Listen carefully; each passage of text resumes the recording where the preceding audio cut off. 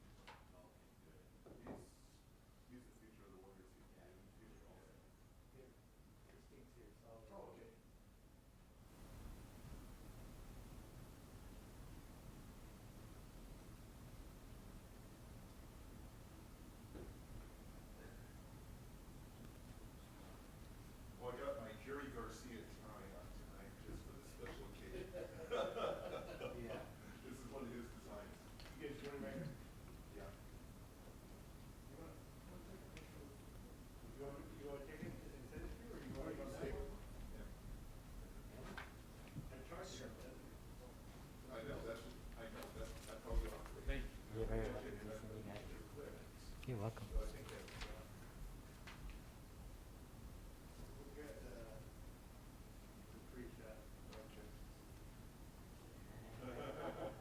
It's got to be by the American flag. I mean, that's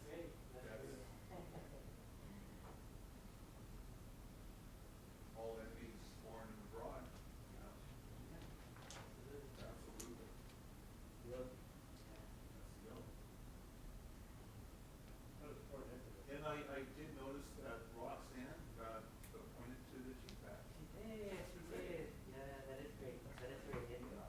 Was that I don't know, is she on, She's on Zoom. Zoom. Yeah. She's on Zoom. Next time I was here for San Jose, congratulations. Absolutely.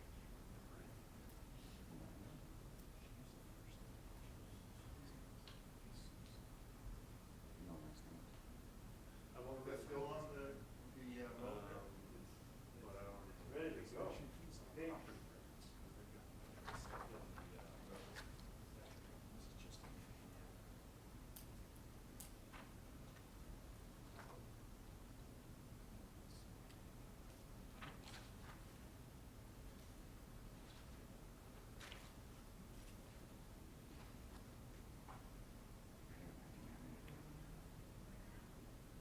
Which one?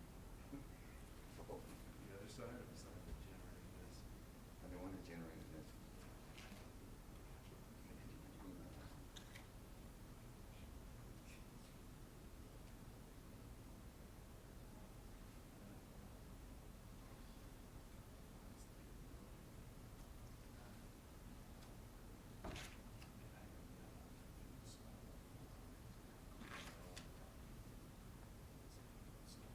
She had to print out the oath.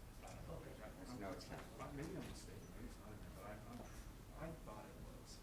So, here comes Christine. It's a lot of stuff to read and go. For nothing. I mean, Well, man, to pay to print all those out. I know. Everybody got one. it's a, Sorry about that. Oh, thank you so much. We appreciate you. Sure, sure. Thank you.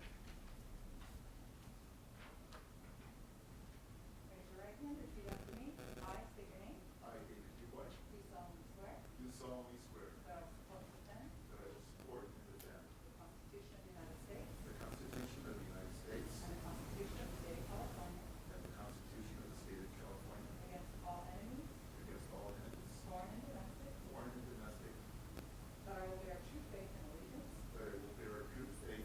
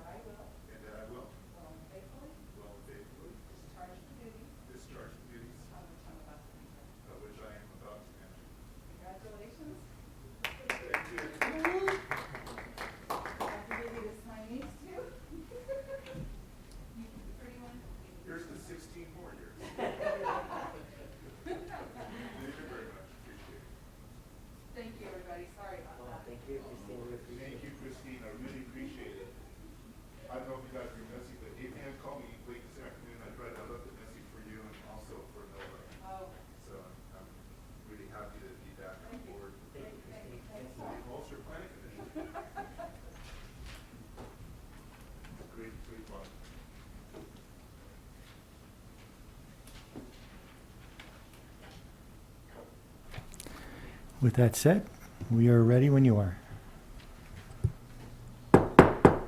Okay, good evening. We'll call this meeting to order at 6:08.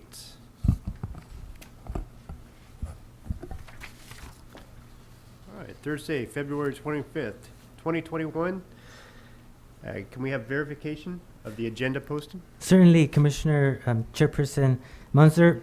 The agenda for today's Planning Commission meeting of February 25th, 2021 was posted on Friday, February 19th, 2021 at 9:18 a.m. Great, thank you. You're welcome. Mr. Huboy, would you like to lead us in the Pledge of Allegiance? Certainly. I pledge allegiance to the flag of the United States of America, and to the republic for which it stands, one nation, under God, indivisible, with liberty and justice for all.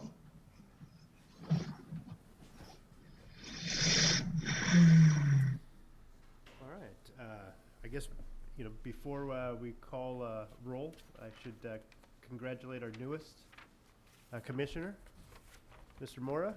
Welcome aboard. Welcome. Welcome, Commissioner Moore. Okay, can we go ahead and have a roll call? Certainly. Commissioner Roxanne Stevens. Present. Commissioner David Huboy. Present. Chairperson Seth Munzer. Here. Commissioner Kevin Henderson. Here. And Commissioner Salvador Mora. Present. Welcome. Thank you. And can we have an approval for the minutes? Is there any discussion in regards to the minutes from the last meeting? I'll make the motion for approval, Mr. Chair. There's a motion. Is there a second? I'll second. Motion and second. All in favor? Aye. Aye. Aye. Thank you. All right, communications from the public on items not listed on the agenda. This is the time for anyone in the audience to speak on any items not on the agenda and within the subject matter jurisdiction of the Planning Commission. When the Planning Commission calls your name, please come to the podium, state your name and address for the record, and speak to the Commission. Each speaker will be limited to 3 minutes. Please note that the state law prohibits the Planning Commission from discussing or taking action on any item not on the agenda. Is there any speaker cards for items not on the agenda? Chairperson Munzer, we do not have anyone in the public, but we do have a list of people in the audience.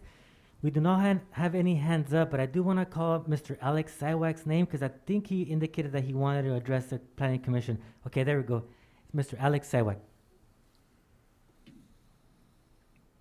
Can you hear me? Yes. Thank you. I'm not very good at this, but I did send in an email explaining what my concern is, and it's to do with an EVA that we have for our little 13-lot subdivision on the southwest corner of South Street and West Side Boulevard. And when I approached Fire Marshal Bedoller a number of weeks ago to find out the particulars of the bollards that are required for that 26-foot wide EVA, he stated that in his opinion the EVA was unnecessary. In further discussions, my understanding is that if a subdivision has one access street and there is no requirement for an EVA if all the homes in that one access subdivision have fire sprinklers. The access road on Brennan Lane from South Street, the subdivision there has been completed. There are 38 homes in it, and all homes are fire sprinkled. Our 13 lots will also be fire sprinkled. And so we're requesting that that condition of the tentative map and our improvement plans for an EVA be removed. there are particular features of that EVA that potentially could be a health hazard, a liability for the city. It's 26 feet wide. It's continuous from the street running east-west in the subdivision. Within 4 or 5 feet, it spills out onto West Side Boulevard, which is quite busy. And so I spoke with Commissioner Stevens over the last week or two. It was advised that I present this at the public comment today, and that maybe we plan to address it fully for the next commission meeting. Thank you. Thank you, Mr. Sidewalk. Mr. Chair, would you like me to address very briefly? I know that we can't necessarily discuss public hearing items, but if items in the communications from the public, but if you'd like, there is a process for an applicant to submit a change in the conditions or an amendment in the conditions that would have to apply to the Development Services Planning Division. And I sent Mr. Sidewalk an email today indicating that for him to do so, and we can certainly process that the application, take a look at it. Very briefly, the EVA requirement was a condition of approval by the Planning Commission. At that time, I don't think Chief Bedoya was our Development Review Committee representative. It was a different chief, and the Planning Commission found it as a requirement to put as a condition of approval to have the EVA. Certainly, he has his opportunity to come back before the Planning Commission if you'd like, and we can process that application. I appreciate it. You're very welcome. Reaching Yes. out to him and getting him through the proper channels to get it on there. You're very welcome. Any other speaker cards from the online? No more speaker cards, Mr. Chair. All right, then we'll move forward with the public hearings. First item on the agenda, site and architectural review for 2020-10 conditional use permit, 2021-1. Mr. Chair, if I may, on item number 1, Heboy Architecture has provided architectural services.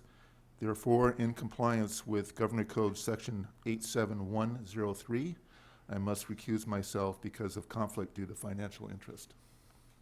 Okay, we'll wait until you're removed yourself from the room.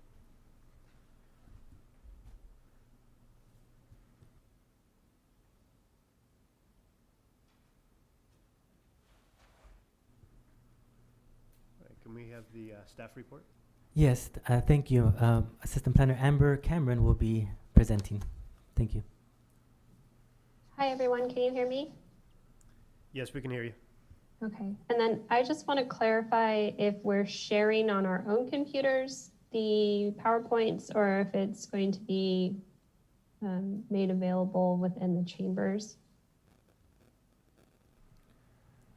We could do it here if it's ready. Did you hear that, Amber? I did. Okay. It's open on the computer.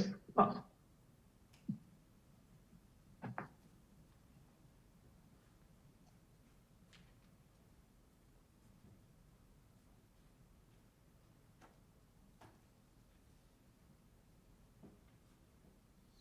Thank you. Okay, so the item before you is Site and Architectural Review 2020-10 and Conditional Use Permit 21-1. The applicant is requesting site and architectural approval to construct a 20,100 square foot industrial warehouse building on a 1.63 acre lot located at 1940 Airway Drive in the Industrial Business Zoning District. The applicant is also requesting approval of a conditional use permit to approve a reduction in the amount of required parking spaces. The building is proposed to be divided into 2 separate spaces, each 10,050 square feet in total. The site, or the Sheet Metal Systems Inc. portion, is proposing to occupy one of the spaces by using 2,650 square feet for office and administrative uses, and the remaining 7,400 square feet for general, industrial, and manufacturing uses. The applicant has indicated that the other space will be made available to lease. Leasees will have the option to rent up to 10,050 square feet, which will have up to 1,500 square feet of total office space and admin uses. The applicant has also cited that 1 to 5 individual units could be created within this space, depending on whatever the leasee desires. Next slide, please. The northern elevation will face the frontage of the building and will face Airway Drive. The front exterior will have vertical textured panels and 2 towers which highlight the front of the 2 spaces. Each tower is proposed to be approximately 33 feet in height, which is approximately 7 feet above the 26-foot roof line. The exterior facade of the towers will be finished in smooth horizontal panels. Each storefront will have a large 4-panel window with a door and steel awnings above it. Above the awning, there will be a space for future signage and will be reviewed as a separate permit with the building department. At the top of each tower, there will be an incorporation of an open steel tower frame detail. Placed in between the towers will be 12 aluminum framed windows. The illustration suggests that the windows will be clustered in a group of 6, 3 on the bottom level and another 3 on the top, with a small portion of the exterior facade in between the 2 groups. This architectural detail provides a thoughtful visual cue to suggest the 2 main buildings within the one, which also provides an overall cohesiveness to the exterior of the building's facade. The western elevation, which is the right side of the building, will be covered in vertical textured stucco panels. There are 8 aluminum square framed windows placed at the top of the building, which are clustered in 2 groups. There's a single steel roll-up door with a dark scarred light, compliant light above it in the center of the elevation, and steel doors proposed to the right of it. Another steel swinging door is shown towards the far left of the building's facade. Next slide, please. The south elevation, which is the rear of the building, will be covered in vertical textured stucco panels with 2 steel roll-up doors, one dedicated to each of the 2 spaces. Each roll-up door also has a dark sky compliant light above it and a still swinging door proposed to the left of it. The eastern elevation is the left side of the building, which will be covered in vertical textured stucco panels, 4 steel roll-up doors with each having a dark sky compliant light above it, and steel swinging doors to the right of it are spread evenly across the length of the exterior. Towards the right side of the elevation, 2 aluminum square frame windows are placed at the top of the building. Next slide, please. The applicant is proposing 40 parking spaces, which is 23 parking spaces short of the required 23 parking spaces as indicated in the Hollister Municipal Code. Pursuant to the code, manufacturing and industrial general uses require 2 parking spaces for each 3 employees, or 1 space for each 400 square feet of gross floor area, whichever is greater, plus 1 space for each vehicle operated in connection with each use on site. In addition, the office and administrative uses require 1 space for each 250 square feet of gross floor area. Based upon these requirements, the sheet metals system Inc. Portion of the building would require approximately 30 parking spaces, and the lease portion of the building would require approximately 33 spaces for a total of 63 altogether. The applicant has submitted a letter to the City of Hollister's Planning Commission requesting a reduction in parking, stating that the site does have enough spaces, to accommodate the sheet metal factory and the leasing space. The sheet metal systems Inc. operates with 6 employees at the office and 8 to 10 employees that perform installation jobs at the work sites. So they're not present at the building. The city's parking regulation requires 30 stalls to the leasee space. The proposed site plan indicates 40 parking spaces, which include 2 ADA accessible parking spaces and 4 stalls, which have clean air, van pool, or EV parking. This equates to the leasee area meeting the city's requirement while still providing the parking necessary for the sheet metal's 8 to 10 employees.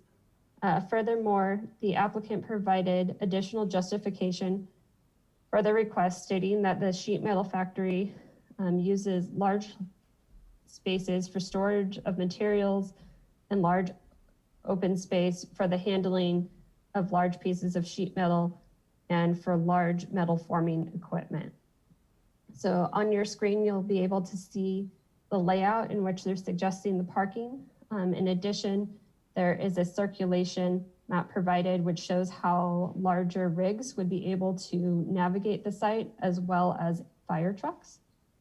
Next slide, please.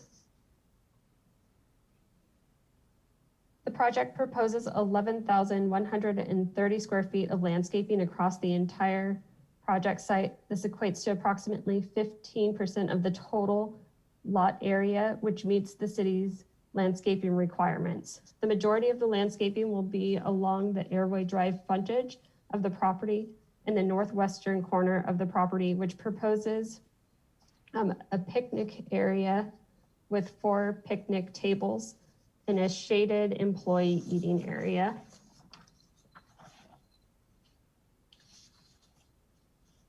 The perimeter of the site will also be landscaped as well. Next slide, please.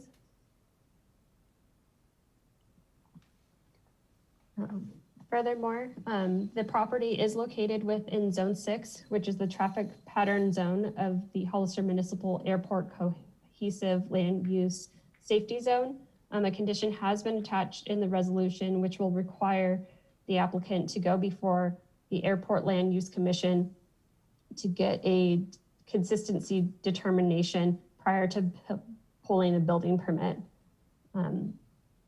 Also, the subject parcel is within the Hollister Airport Business Park subdivision. There was a mitigated negative declaration adopted for the Airport Business Park subdivision. The project does require modifications to the study and applicable mitigation measures from the mitigation monitoring and reporting project or program have been incorporated as part of the conditions within the project. Staff finds this project to be consistent with the general plan. And with that, staff recommends that the Plan Commission review the applicant's request, receive all written and oral testimony regarding the proposal, and make the following motions.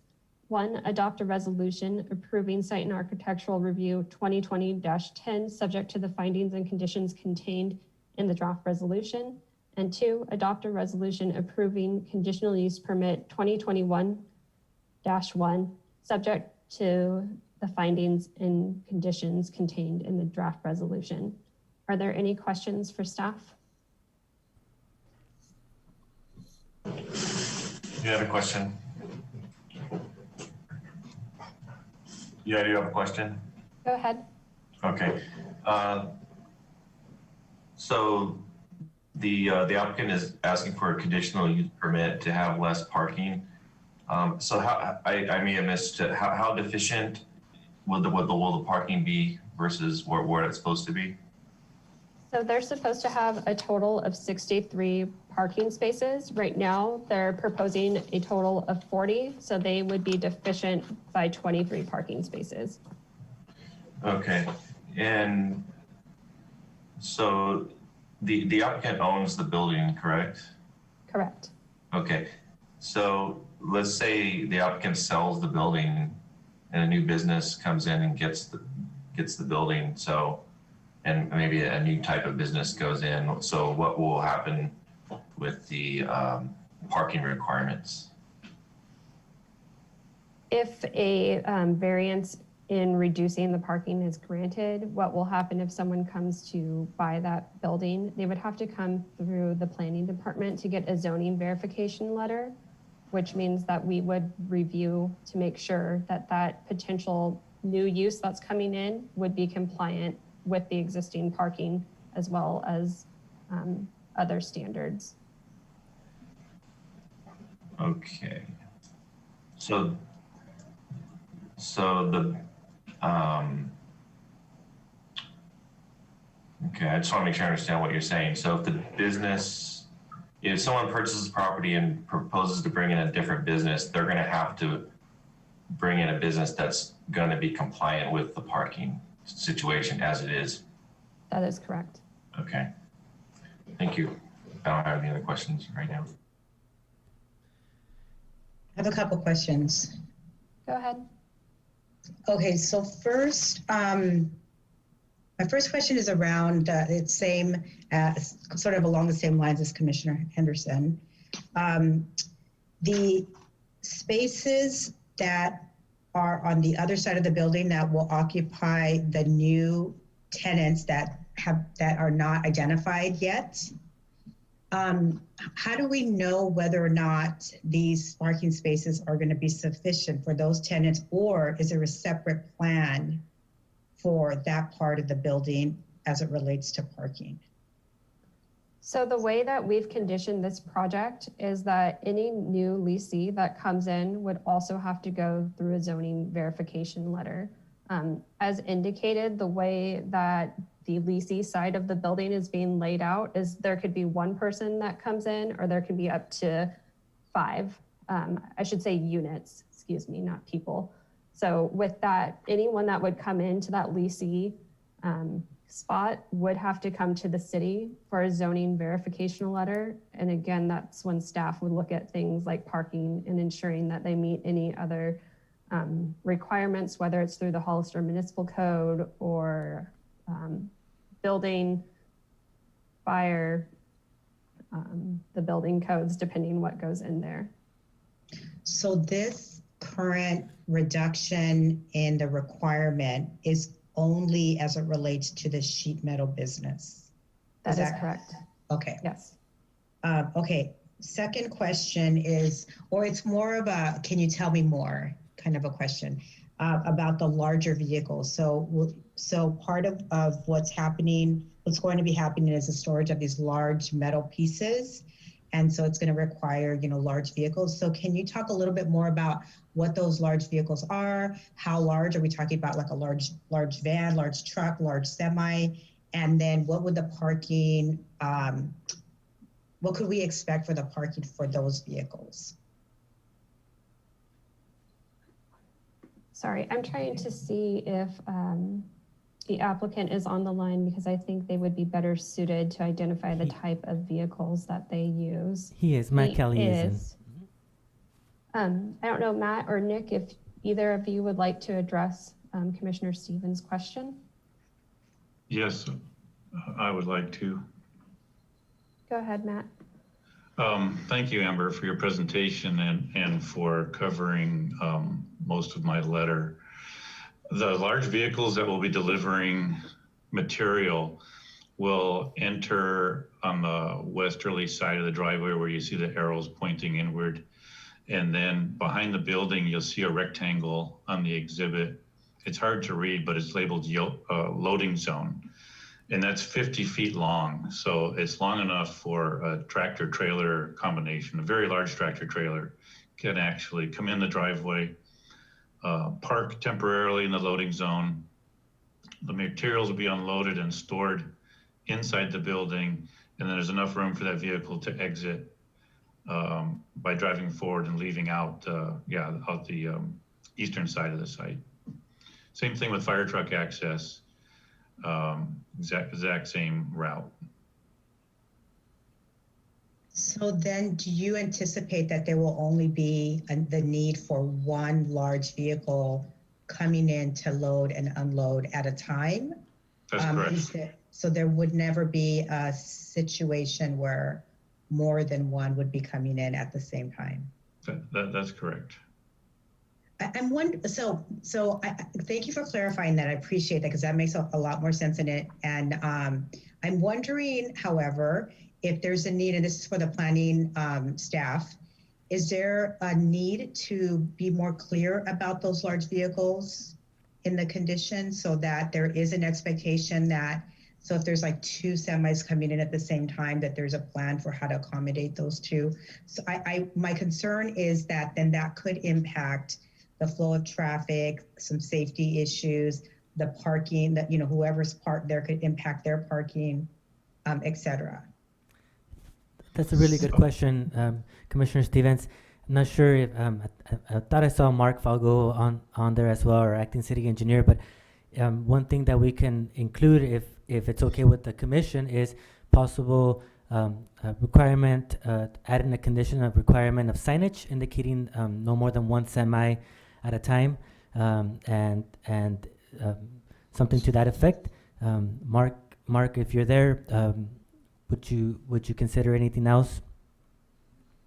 Yeah, I'm not, you know, I'm not sure how we could prohibit them. We could put signage in there, but even then, I don't know that we could prohibit two trucks from pulling in there unless we're out there policing it regularly, so. Could I ask whoever's manning the presentation if they could go back a few more? There is a slide that shows the parking and then how vehicles can access.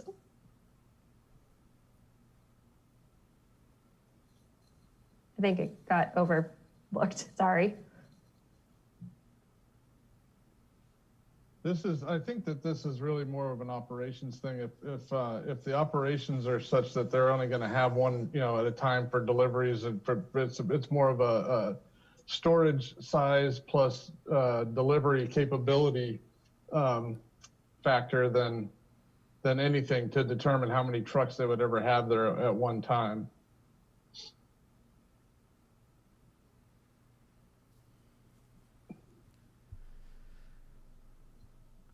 Great, thank you. Any other questions for the staff? Yes, I have a question or comment. Can you guys hear me? I'm not sure. Okay. Yes. Commissioner Moore, can you speak a little bit louder into your speaker, because I am having a little bit difficulty hearing you. Let me pull it a little closer. Thank you. Is that That's better. Okay, great. So, excuse me? Yes, green light's on. I remember coming to many meetings, and Councilwoman Lenore used to always have she used to forget to push the button, so we couldn't hear her all the time. So that's one thing I remember. And I want to apologize in advance in case I don't use the correct terminology. So No worries. Please be gentle. So one of the concerns I had, which two previous commissioners addressed, was the issue of parking as well. But hearing that if there is a change in ownership of the property, or even if Sheet Metal Systems decides to close down and lease out their part of the property, that whoever decides to lease or purchase the building will have to come back to the Planning Commission for a zoning verification letter. So that eases some of my concerns that I had. So that's good to know. I do also understand Commissioner Stevens, her concern about having multiple big rigs coming through, but I'm not sure if there really is a simple solution for that. Again, unless the property owner has people out there policing, it's very difficult to do. Even if you put signage, which could be a good idea, but you know, in my opinion, I think it'd be a waste of money to put that sign up, because the fact that if there's a big rig in the back already in the loading zone, there's no way for another a delivery truck to know that someone's back there and to not go back there, especially because you're going to have potentially up to 5 different companies leasing on the other side of the property. So, and not to say that it's not an issue, because I definitely understand that issue, especially if there's an emergency situation where now, especially towards the back of the building, it could impede the access for emergency services. It's understandable, but at the same time, without a really clear-cut, simple solution, I can't see us kind of denying this approval just for that fact alone. And it looks like, even though it's hard to tell because it's not the actual size, it looks like there's plenty of enough space if there is one vehicle back there for delivery, potentially two, that there are a couple spots that could potentially be impacted negatively, but then that's where kind of we have to use our verbal skills and go talk to people and say, I have to move. Could you please back up or whatnot? But that's really about it. I mean, it looks great.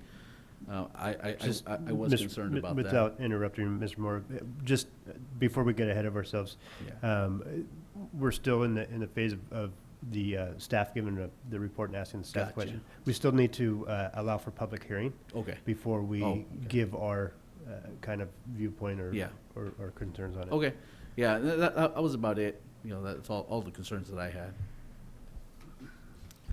Thank you. With that being said, thank you, Mr. Moore. Is there any other questions for staff at this time? If there's no other questions for staff, I'd like to go ahead and open this up for the public hearing at 6:39. Is there any speaker cards? Yes, Mr. Chair, we have Matt Kelly. Good evening, commissioners, staff, and friends present at the meeting. I really appreciate this opportunity to speak. I'm the engineer and speaking on behalf of Sheet Metal Systems. Nick Huff is the owner. He currently operates out of a shop at his house on Tevis Trail and desires to move his business out here and build a very nice looking building and also provide opportunity for other business owners that may be looking for lease space in the area. I would like to address one of the commissioner's questions regarding the circulation. Airway Drive is 50 feet wide, curb to curb, and it's a cul-de-sac, and we're fairly close to the end of the cul-de-sac. So there isn't a lot of through traffic, and the 50-foot width would allow a truck, to park temporarily on the side and still leave 40 feet of street, which is essentially 4 lanes of traffic still open if someone needed to park and wait on Airway Drive while someone was unloading. I also wanted to talk a little bit about the parking requirements.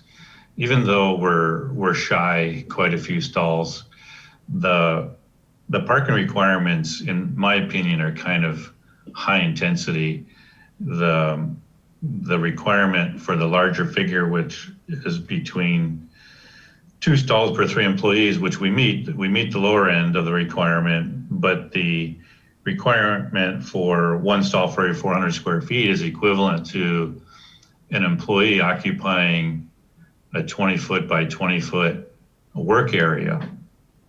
In this particular case, only 2 employees are going to be in the shop area, which is 7,400 square feet. It's 2 employees that do the fabrication of the sheet metal.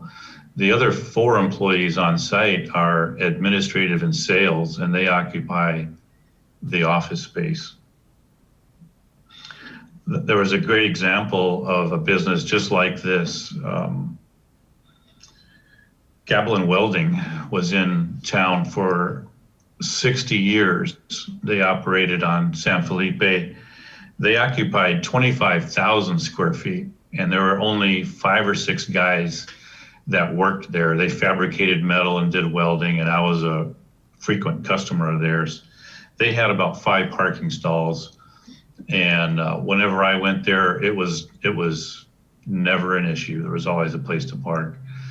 Another thing I'd like to point out regarding the parking is there's enough space in the building for some of the employees to actually park their vehicles inside the building, and it's not uncommon for them to do that. We just didn't indicate that on the drawings. The commissioners seem to be pretty understanding and sympathetic toward us right now, and I would just like to add that every project needs to be evaluated on its own merits, and that although the parking requirements should be taken into consideration, the specifics of the project should also too, and it seems to me like everyone is doing that, and I really appreciate that, and appreciate your time and consideration on behalf of the owner. If there's any questions, I'm here, and I'm pretty sure Nick's available as well. Thank you. Great, thank you, Mr. Kelly. Any further questions for the applicant? Is there any other speaker cards? There's no other speaker cards, Mr. Chair. Great, thank you. We'll go ahead and close the public hearing at 6:44 and bring it back to the commission. Any further discussion from the commissioners on this item? All right, well, I'm going to just say, I think Amber addressed the parking, working with the applicant in regards to meeting their needs, and, if the building use becomes something different, there's plenty of space to revisit within the configuration of the site to add additional parking. And I'm going to say that, I think this utilizes what they're looking for, and that's all I had to say in regards to that. Any other comments from the commissioners? Okay, what is the pleasure of the commissioners on this item?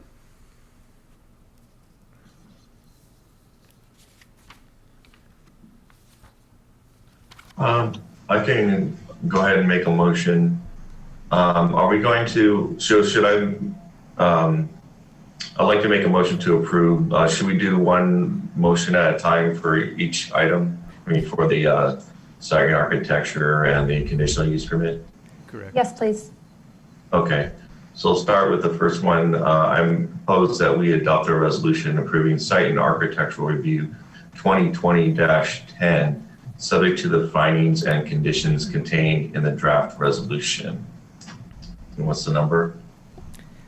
PC 2021-4. Okay, draft resolution 2021-4. There is a motion. Is there a second? I'll second.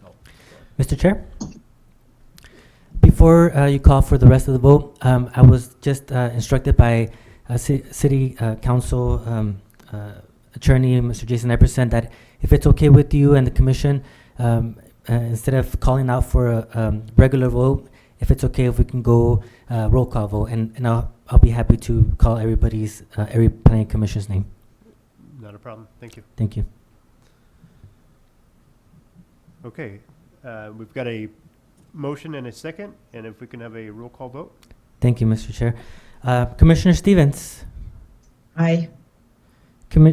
Commissioner Mora. Aye. Commissioner Henderson. Aye. Chairperson Munzer. Aye. Motion passes. Okay. The second item, what is the pleasure of the commission on that one?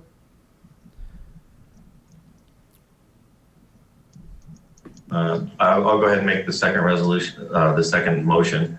I move that we adopt a resolution approving conditional use permit 2021-1, subject to the findings and conditions contained in the draft resolution. I'm assuming 2021-5? Correct. Correct. Okay. There's a motion. Is there a second? Second. There is a motion and a second. Any further discussion? There's no further discussion. Can we have a roll call vote? Certainly. Commissioner Stevens, Aye. Commissioner Mora, Aye. Commissioner Henderson, Aye. Chairperson Munzer. Aye. Motion passes. Thank you. Great. Congratulations on the project. And moving on to item number 2, we'll get Mr. Huboy.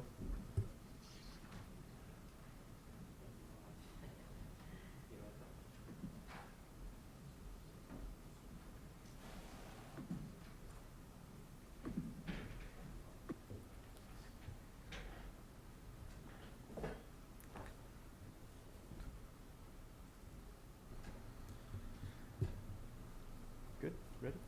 Okay. Moving on to agenda item number 2, Site and Architectural Review 2020-17. Can we have the staff report on that? Yes, we'll have Assistant Planner Areli Perez give the presentation. Thank you. Thanks, Abraham. Good evening, Commissioners. The applicant is requesting site and architectural approval for the construction of an 862 square foot coffee shop building on the 0.62 acre site identified as parcel number 7 of the approved Hollister Farm subdivision in the general commercial zoning district of the City of Hollister. The 862 square foot building will accommodate a drive-through coffee shop featuring a double lane drive-through and a walk-up service window for customers. The project is located in the southeast driveway entrance into the Hollister Farm subdivision, which is south of East Park Street, west of Highway 25, and east of Prospect Avenue, or in that little rectangle you see on the screen here. The applicant will be sharing driveway access onto East Park Street with the abutting retail development to the east and south of the project site, known as the Hollister Farm Shopping Center. As stated, the project proposes a construction of an 862 square foot coffee shop building with a drive-through window, which will be facing north, that features a double lane drive-through with stacking for up to 18 vehicles and a separate covered service window for a walk-up for customers located on the opposite side of the drive-through, which would be facing the south side of the drive-through. There is no proposed seating indoors or outdoors, and the indoors of the restaurant is solely for production purposes. Next slide, please. The proposed coffee shop building will be constructed of stucco material around the body of the building with a brick veneer base. Each elevation varies in the color of the siding and whether there is a brick veneer present. However, the primary color makeup is simple with the bold colors of dark gray or ash and the navy blue. The brick veneer is of a similar dark gray or ash color. The building will include a white Dutch Bros wall sign and a white windmill logo, which will be featured in the tower element, which we see on the screen here.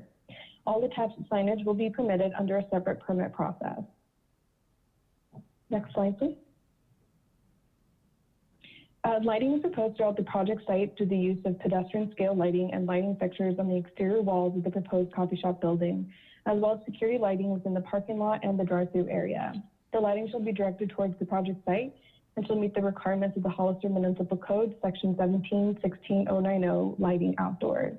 This view here is of the walk-up service window. Next slide. Oh, thank you. So the north elevation, which is on the bottom of the slide, faces East Park Street and would be located approximately 50 feet from the street. The north elevation features the drive-through window with a 10-foot, 6-inch in height awning. The north elevation, is proposing stucco siding that is both navy blue and dark gray. 1/4 of the facade proposes a dark gray fiber cement siding. The north elevation features both horizontal and vertical facade breaks, which creates a visual interest that will be visible from Park Street. The north elevation will only feature the white windmill logo on the tower element. The east elevation, which is at the top of the screen, the facade of the building is proposed to be finished in stucco material and of all dark gray or ash color. There will be no windows on the side of the building, as it would be where the drive-through vehicles wrap around to the drive-through service window. There will be 3 doors with metal awning canopies, which provide a horizontal facade break. From this elevation, the drive-through canopy, walk-up service window, canopy, and the tower are visible. Lastly, this elevation proposes a Dutch Bros wall sign consisting of all white capital channel letters with 3 horizontal lines underneath in the bold colors from top to bottom consisting of yellow, red, and blue, leading to the cursive word coffee in red with a yellow background. Next slide, please. Thank you. The south elevation, which is on the bottom of the screen, is much like the north elevation. It's proposed to be finished in stucco material with approximately 2/3 of the siding consisting of navy blue and 1/3 consisting of dark gray or ash color siding. The base of the building will include the dark gray brick veneer. This elevation features a 300 square foot awning canopy with a metal fascia over the customer walk-up service window to provide weather protection. The canopy will feature 3 brick veneer columns and is 10 feet 6 inches in height. This elevation features a wall sign and an LED menu board. The wall sign will be all white capital channel letters Dutch Bros with the horizontal lines underneath in the bold colors of yellow, red, and blue, leading to the cursive word of coffee in red letters on a yellow background. To access the customer walk-up service window, there will be an ADA accessible pedestrian pathway that is oriented to the interior portion of the site. The pedestrian pathway is accessible from the project's designated parking spaces with a 6-foot wide crosswalk path that continues past the trash enclosure, and 2 proposed retention ponds leading to the 300 square foot patio area. This project is not proposing any outdoor seating. The west elevation, which is at the top of the page, is proposed to be a stucco material with the navy blue siding and the base of the dark gray ash brick veneer. This facade also features the side of the tower element, which is made up of fiber cement siding. Similar to the other elevations, there are horizontal elements that break up the building massing with 3 connected windows and a metal awning overhead. Much like the east and south elevations, the west elevation will include the all-white capital channel letter Dutch Bros wall sign with the 3 horizontal lines underneath. The tower element will feature the white windmill logo. The project is proposing wall signs with the Dutch Bros name and windmill logo as stated, as well as directional and menu signage. The project signs shall meet the requirements of the City of Hollister Municipal Code Section 1720, and the applicant shall obtain proper administrative permits prior to installation. The directional signage is exempt per Section 1720-060 exempt sign. As mentioned, this project is proposed in the Hollister Farms subdivision and will be subject to the Hollister Farms master sign program that was adopted by the Planning Commission on June 29, 2017. Due to this, the project would not be required to go through the site and architectural review for the freestanding monument signs. For the circulation and parking, the project proposes sharing the driveway access onto East Park Street with the abutting retail development to the east and south of the project site. Ingress and egress would be from East Park Street. The project is proposing 2 bicycle parking spaces and 8 parking spaces, including 1 ADA accessible space with an 8-foot wide ADA loading space adjacent. The ADA space is closest to the building, and the remaining 8 spaces are to the south of the building. There is a pedestrian path from the 7 parking spaces that leads to a walk-up service window. Additionally, the ADA space connects to the paved pedestrian path leading to the walk-up service window. Per the Hollister Municipal Code, Section 1718-060, number of parking spaces required, the total required are 5 parking spaces and 1 bicycle parking. The project is meeting and exceeding the vehicle and bicycle parking requirement. All parking is located south and oriented towards the interior portion of the Hollister Farms subdivision. There is a reciprocal access agreement between all parcels and commercial buildings in the Hollister Farms Shopping Center. So in addition to the 8 parking spaces that are located on the parcel, all parking spaces in the shopping center are accessible for customers of the business. The project is proposing a separate trash enclosure, which is located along the south side of the building and is directed away from the drive-through lanes with its own paved access area for unobstructed trash pickup. Next slide, please.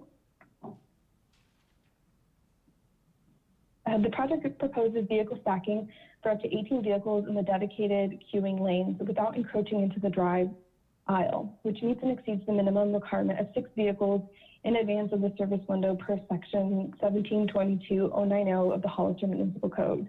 The queuing lanes will feature a double-lane drive-through with each lane 12 foot wide, which meets Section 1722-090 of the Hollister Municipal Code. In their statement of operations, Dutch Bros is proposing to implement a runner system that is designed to increase speed and efficiency for the drive-through. The runners are able to charge people in line, so at the service window, a customer is only picking up their order. This proposed business model is to decrease vehicle wait times. Next slide, please. For landscaping, there is proposed landscaping along the perimeter of the site. This includes street trees along the project and along East Park Street, as well as in the parking islands. Next slide, please. So staff finds that the project is consistent with the general plan, and with that, staff recommends that the Planning Commission review the applicant's request, receive all written and oral testimony regarding the proposal, and make the following motion: adopt a resolution approving site and architectural review 2020-17, subject to the findings and conditions contained in the draft resolution. That concludes the presentation. Are there any questions for staff? Great, thank you, Ms. Perez. Any additional questions for staff? Yes, I do have a question. This is, I know there's a walk-up window here, but it's all, the floor plan is all production-oriented, so it's not a retail coffee that you can go in and order your cup of coffee. It's all done from your vehicle. Is that pretty much correct to say that? Yeah, so there's the drive-through where you can order, obviously, the coffee, and then the walk-up window, which is only to order and pick up. There will be no seating whatsoever outdoors, and indoors customers cannot access. The reason I ask that is that, excuse me? The reason I'm asking that is that there is somewhat of an outdoor area. It's relatively confined, but it's not inconceivable that they could put a table and chairs out there. You could order your coffee, park your car, and walk and perhaps sit down and drink your coffee. I mean, we're saying there's no outdoor seating area, but it's not inconceivable that they could in the future use it for an outdoor seating area of sorts. That's correct. Which would be a nice feature. That's my only question. Thank you. Thank you, Mr. Huboy. Any other questions from the commissioners for staff? You can get the girls tomorrow, right? I do have a question. So first of all, I just want to say that I'm pretty excited about the Dutch Brother round because I have been to Oregon quite a bit, and I know that they have, they're all over the place around the Portland area. And they are it's all strictly drive-through, so it's really convenient and it's easy, and the coffee's really good. My question is around the double drive-through. So at what point do they expect, or what is the timing, or what, I'm not sure if I'm asking the question the right way. At what point do you see the need for opening up the second drive-through? And is that going to be like a permanent thing once it's done, or it's open as needed, like on a day-to-day basis? So I'm not sure if I'm asking the question right, but is this second drive-through going to be opened up at some point later on in the future once you see that your customer base is increased, or is it something that, like on a daily basis, you would have available to be opened or closed as needed?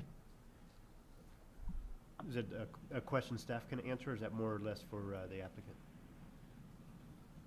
Adelie, I think this is more for the applicant, or we do have... Yeah, I was going to say, I think this is more for the applicant. Their statement of operations just goes into detail about the runner system that they have going, but they don't indicate whether they will always use the double drive-through lane or not.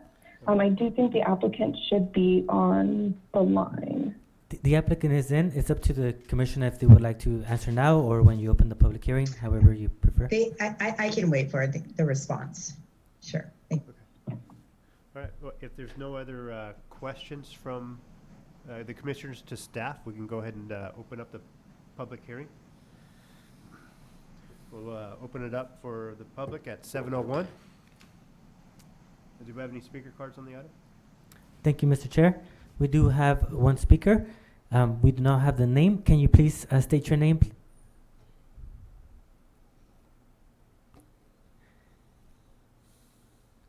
Hi, it's with the number ending in 2275. Can you please state your name? Hello? Oh yeah, this is This is Nick Wecker with Barghouse, and I asked to be unmuted. I was just looking to answer some of the questions. I'm a senior planner with Barghouse, and here representing Dutch Bros as the applicant for this project. In regards to the drive-through, it's a double drive-through, but both lanes are open at all times. And so what happens is a customer would just pick the shorter of the two lines and enter that particular lane. And like was mentioned in the presentation, the order is actually taken at the window or with a runner employee from Dutch Bros. We have 4 to 5 that work outside the building and are able to take orders as well. So there's no traditional speaker box or anything like that for ordering. It's just you pick the shortest line and then you roll up to the window, and when it's your turn, you place your order. Thank you. Okay. I have a question for the caller. Go ahead, Commissioner Henderson. Okay. Yeah. So I had a question about the lack of outdoor seating. So is that the normal business model for Dutch Bros, or is this kind of unique to the Hollister location? No, it is the typical standard that they don't provide any exterior tables or gathering areas outside of just that pickup window that offers an alternative option for customers to park and pick up their order. But it's something that they do listen to their customer base, and this, like was mentioned, may be a good candidate to add tables in the future. But our proposal currently right now for opening, likely there won't be any tables in there, but we do acknowledge there's some flexibility in the future that may be added. Okay, thank you. Great, thank you. Any other questions for the applicant? Okay, any other speaker cards on this item? As Nick mentioned, there's others on the line, but so far there's no other raised hands. So at this time, there's no other speaker cards, Mr. Chair. All right, if there's no other speaker cards, we'll go ahead and close the public hearing at 7:05. We'll bring this back to the commission. Any further discussion from the commissioners on this item? Well, I think for the drive-through use, and I've seen these before presented to us, the first thing I look for is where the residential areas are that would be proximate to the proposed drive-through because of the potential of sound impacts. And I would say that this proposed location we're well away from any residential use on the overall contextual plan. That being said, so I think it's a good location for a drive-through right there. And the architecture is compatible with the surrounding development that's going on there. There's considerable landscaping that I think is good. It's a good design in terms of landscaping and site circulation. So I really don't, on this particular item, I don't have any real issues with it. Great. Any other comments from the commissioners? Right. If there's no other comments, what's the pleasure of the commission on this item? Well, Mr. Chair, I would be happy to make the motion to adopt Site and Architectural Review 2020-17, PC resolution number, Abraham?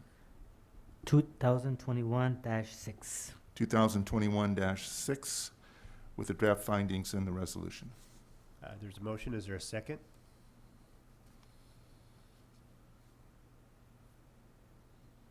We'll go ahead and Second. We have a second? Yes. Okay. Any further discussion? If there's no further discussion, we're going to ask for a roll call vote. Thank you, Mr. Chair. Commissioner Stevens? Aye. Commissioner Huboy? Aye. Commissioner Mora? Aye. Commissioner Henderson? Aye. Chairperson Munzer? Aye. Motion passes. Thank you. Congratulations to the applicant. Good luck on the project. All right. right, moving on to agenda item number 3, Site and Architectural Review 2020-1. Can we go ahead and get the staff report on that item? Definitely. Thank you, Mr. Chair. Assistant Planner Amber Cameron will be providing the staff report. Thank you. Thank you. Next slide, please. The applicant is requesting site and architectural approval to demolish the existing 2,851 square foot drive-through restaurant building and construct a new 1,997 square foot drive-through building with outdoor dining area on their approximately 0.84 acre lot, which is located at 40 San Felipe, located east of San Felipe Road and north of Santa Ana in the North Gateway zoning district of the City of Hollister. The proposed drive-through restaurant will operate 7 days a week. Their operating hours are between 7 a.m. to 2 a.m. The dining portion of the restaurant will operate between 7 a.m. to 11:30 p.m. With the exception of Friday and Saturday evenings, when the restaurant will remain open until 12:30 a.m. The drive-through hours throughout the week will be from 7 a.m. to 12 a.m., with the exception of the Friday and Saturday when the drive-through will be open until 1 a.m. There will be a single 12 to 13 foot drive-through lane that will have the ability to queue up 9 vehicles in total. This exceeds the requirement of sufficient stacking area to accommodate a minimum of 6 vehicles, which is required per section 17.22.090 of the Hollister Municipal Code. The main body of the building will be finished in gray vertical siding with dark gray trim. Several of the elevations feature large panel windows, which are highlighted by purple paneling. This same purple paneling is featured on the north and south elevations, serving as accent walls. The east elevation will face San Felipe Road. A 23-foot corner tower will be constructed on the left side of the building. It's proposed to be covered in weathered rust panels with signage at the top. The main siding will be gray horizontal siding and trimmed in dark gray. This elevation will feature a man door with 3 large windows and 4 small rectangular windows above. Above the windows is a black metal awning. The windows will be framed with purple paneling above and below. The northern elevation will face the parking lot of the subject parcel and will serve as the main entry point of the restaurant. This elevation features 2 large windows also framed with purple paneling. A metal canopy will divide the window from the top 2 panels. Towards the center of the elevation will be a tower that architecturally defines the entrance of the building. The 20-foot tower will be finished in dark gray paneling. 2 glass doors with a large rectangular window that spans the length of the door will be placed above the center. Above this window will be a metal canopy. Purple paneling with the restaurant signage will be placed above that. 2 exterior lights will be placed on either side of the entrance door. Towards the right of the main entrance, there will be purple accent walls constructed with 3 panels of the same purple panels. The first 2 sections will provide a space for a large exterior mural with 2 exterior lights above it. The third section will have a man door with exterior downward casting lights above it. Next slide, please. The western elevation of the building will face the western parking lot or the drive-through aisle. The main siding of this will be gray horizontal paneling. The 13-foot tall walk-in cooler / freezer will be finished in vertical dark gray siding. The applicant is proposing to place a gas meter on the lower right-hand side of the building. I'm sorry, if you could go back, thank you. The southern elevation of the building will face towards Quick Stop and is the side of the building where the drive-through pickup window will be located. This elevation features 3 separate sections of purple panels with gray downspouts in between them. The first section will be made up of 7 panels, purple panels. This section will provide a location for an exterior mural with exterior lighting fixtures above it. The second section will have 3 subsections, each with 7 purple rectangular panels. The first subsection provides for an additional exterior mural location, with exterior lighting above it. The second and third subsections will feature the pickup window and a metal canopy above it. The third section of paneling that frames 2 rectangle glass windows. The 23-foot tower wraps around to this elevation and is proposed to be covered in weathered rustic panels with the signage at the top. Next slide, please. Landscaping will consist of trees, shrubs, ornamental grasses, and ground cover proposed around the perimeter of the site and within the median and in caps through the parking lot. The applicant is proposing to landscape 12,590 square feet, which is approximately 34% of the 36,915 square feet parcel per section 17.08.020, table 17.08-3, commercial district development regulations. The applicant meets and exceeds the 5% landscaping requirement. The existing building and site will be demolished, but it will have all new landscaping proposed. Perimeter trees that have been preserved or will be preserved where feasible. The landscape design concept for the site is to provide an enjoyable and aesthetic space for customers that fits within the landscaping framework of the existing surrounding landscape. Plant materials have been selected that will perform well in the special conditions of the City of Hollister area, Sunset Zone 14. All existing landscape planting on site will be either removed or replaced. With the exception of existing healthy trees, they will remain. If they're overgrown, they will be pruned and shaped to allow more lighting. Low hardy trees, shrubs, and ground cover are proposed for the landscaping around the site.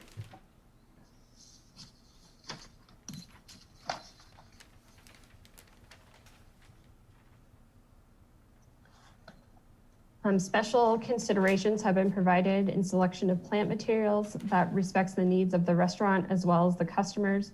Clear and secure view of the corridor has been provided to ensure the safety of the customers entering the building as well as moving around the site. Next slide, please.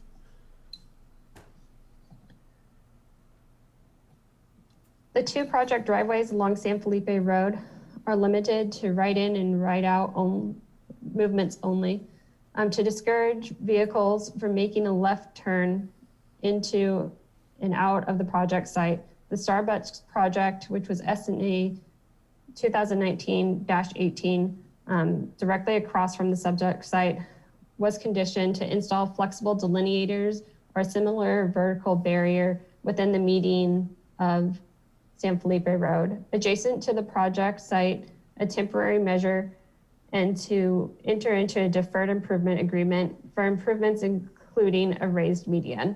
The project applicant shall be required to install the raised median should the project,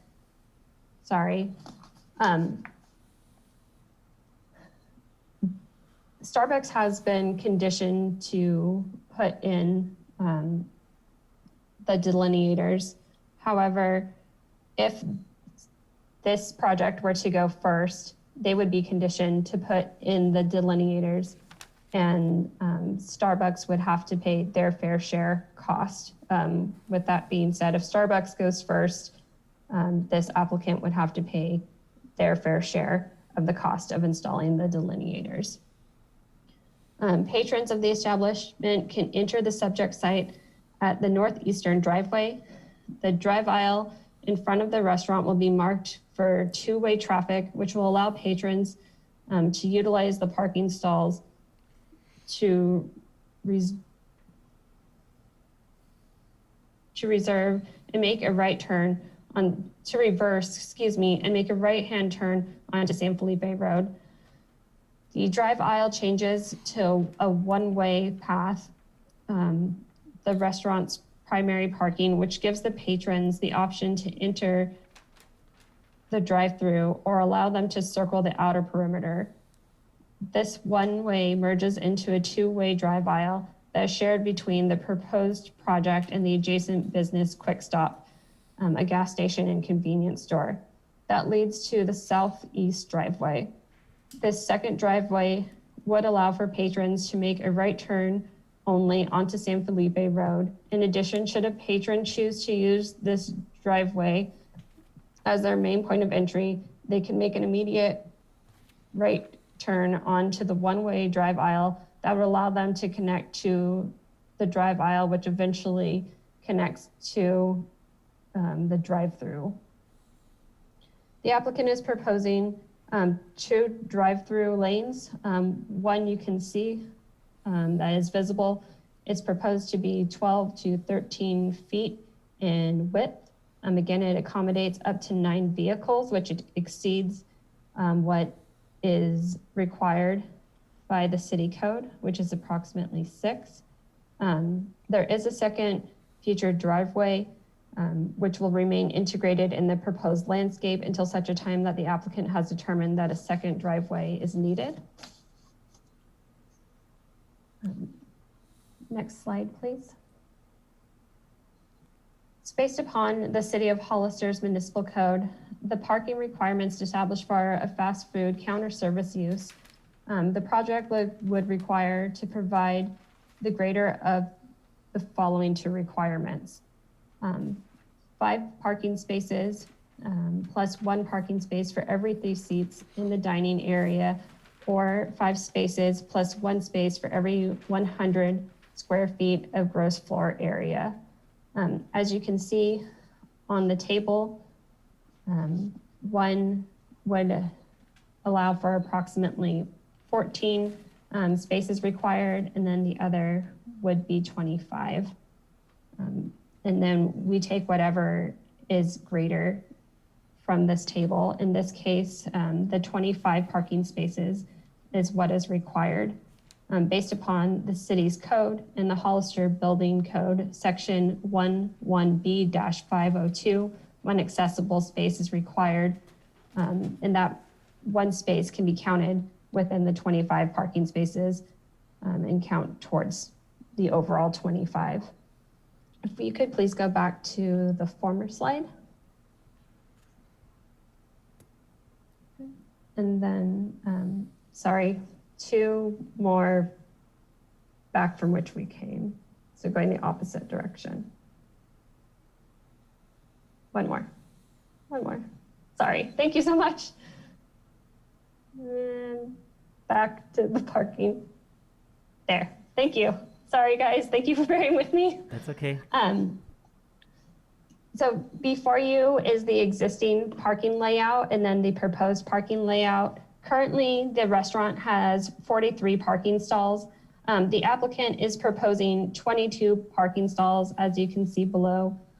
However, the proposed parallel parking stalls could potentially block the trash enclosure, as well as reduce the drive aisle to 17 feet, as opposed to the required minimum of 20 feet per the fire code. It is for this reason that city staff does not support the use of the parallel parking spaces. In addition, there is the availability of a reciprocal parking that could take place at the bottom, yes, where the arrow is showing.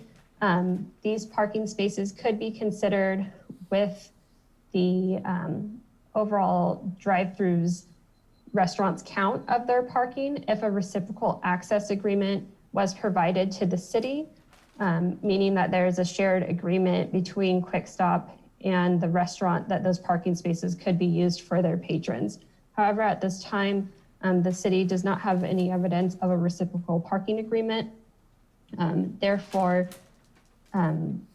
the project does not meet the minimum standard set forth by the Hollister Municipal Code, Section 17.06.080. At this time, the applicant has been conditioned to work with the city to amend the site plan to meet the minimum of 25 parking stalls as required by the municipal code. If the Planning Commission is willing to grant a variance in the minimum parking spaces, that is subject to the parcel's needs. The applicant will need to apply for a CUP, which is a conditional use permit. The conditional use permits are intended to allow for activities and uses that are unique to the site and to take into consideration how that change would affect the surrounding environment. At the time of the application is received, a review of the location, design, configuration, and potential impact of the proposed use would be conducted by comparing it to the established standards. In addition to this consideration, it would be noted that a CUP runs with the land, meaning that the provisions shall be continued to be valid upon a change of ownership of the site, business, service, use, or structure that was subject of the permit. The Planning Commission will need to direct staff how they would like to proceed, if they would like us to bring back a resolution for a conditional use permit, if that is their direction. This site requires one bicycle parking space. The applicant is providing 3 hoops for the bicycle racks, which can accommodate up to 6 bikes. So they meet and exceed the requirement for bicycle parking. If you could go to the next slide, please. The applicant is proposing a trash enclosure at the northwest corner of the lot. The enclosure will be approximately 20 feet in length, 12 feet wide, and 6 feet high, and will be constructed out of CMU with concrete plaster painted to match the building. The trash enclosure will have an 18-gauge painted metal rib box gate, which will be painted to match the building's trim, and a man door. A black metal roof will be added to the top of the enclosure.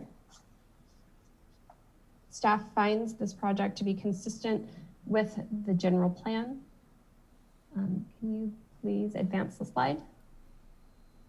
And with that, staff recommends that the Planning Commission review the applicant's request, receive all written and oral testimony regarding the proposal, and make the following motion. Adopt a resolution approving site and architectural review 2020-1, subject to the findings and conditions contained in the draft resolution. Are there any questions for staff? Mr. Chair? Great, thank you, Ms. Cameron. Yes, I do. I do have a procedural question. It was stated in the staff report that if we approve the variation of the parking requirements, then the applicant can come back with a conditional use permit submittal. What about another possibility if the applicant could come up with findings that would justify not being able to meet the parking requirement? Could he approach this as a variance application? Abraham? Thank you, Commissioner Hivoy. So the proper way to process the exception would be through a conditional use permit, as Amber had indicated, due to the fact that the conditional use permit allows for the exceptions. The variance, it's a very good question, because the variance does allow for exceptions as well, but the difference is that the variance would have to show a finding that they could not meet the parking requirement because of a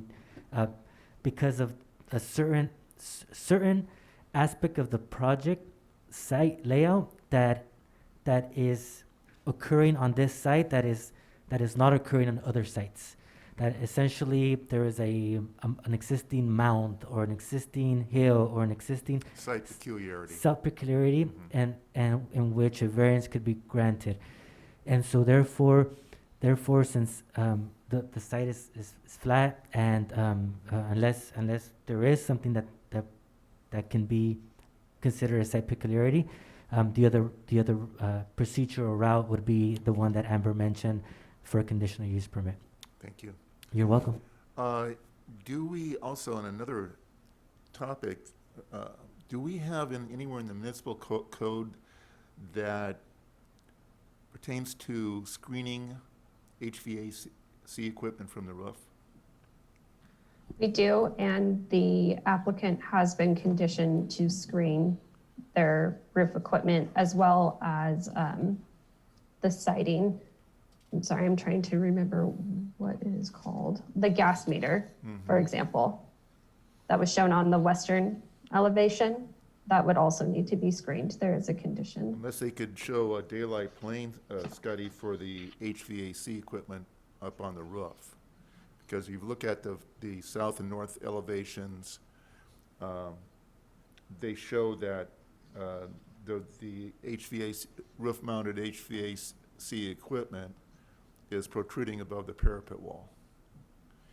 And I think I have to be somewhat stringent on this because I know in many communities they do require commercial buildings to screen that HVAC equipment. And if we have that on the books, it's in the municipal code, I think they need to work on it a little bit more and provide screening for that, either by raising the parapet wall or providing a separate roof screen element. Comment noted. And Thank then the other questions are probably for the applicant on the relating to the traffic report. But that concludes my questions on the staff report.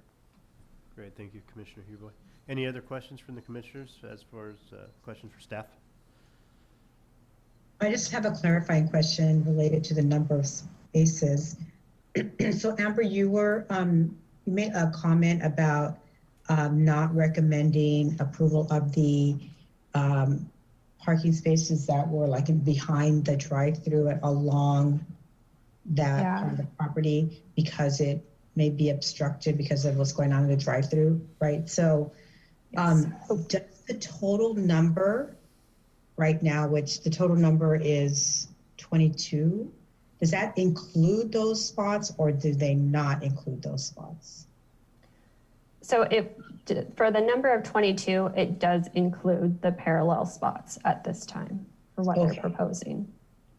So then my follow-up question to that is, if the second drive-through lane was open and available, would that alleviate some of the concerns related to that, because it would be less likely that the cars would block that? And that might be a question for the owner or the applicant. I'm not sure, but just a question. So just to clarify, you're asking if the second drive-through lane was open, that it would eliminate the need for? Alleviate the concern of those parking spots that are along that wall, because you'd have cars going in to both lanes, right, to the drive-through, so they wouldn't get backed up so easily. If they only have one lane, then if you have like 11 cars, for example, then they would be outside of the drive-through lane.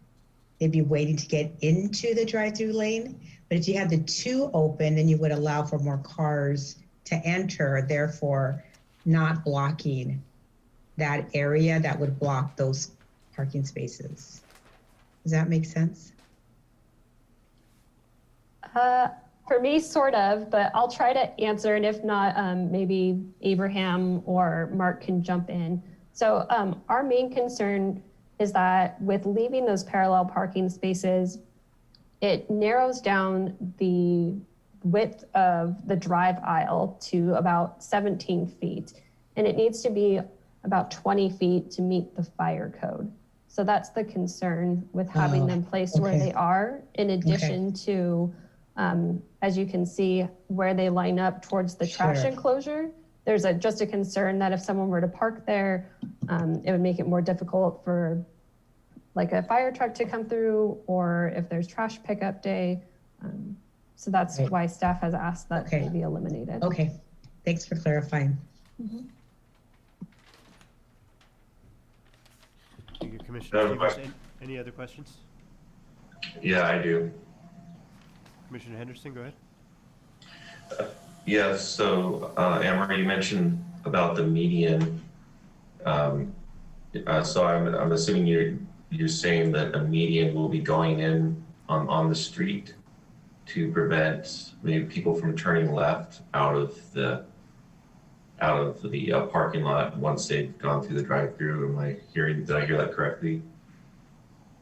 Yes, so at this time, there is no proposed set plan for a raised median as we would know it. Right now, we have another applicant, Starbucks, that just recently came through, where they were also conditioned in the same way that this project has, and that they will be providing or installing delineators as a temporary means within the median. But at this time, the actual construction of a median as we typically know it, that is not what is being considered tonight. Okay, delineators meaning some kind of, I'm not really sure what you mean by that, so. So I'm trying to think of where you probably see them. A delineator is typically like a longer piece of plastic, and then it has like a reflective piece of material on top. And they're usually stuck to the ground with a very, could be kind of cohesive material. Okay. A lot of them use, sorry to interrupt, but there's a lot of them used in the new downtown area, those around the intersections in particular. Okay, yeah, I know what you're talking about now. Thank you.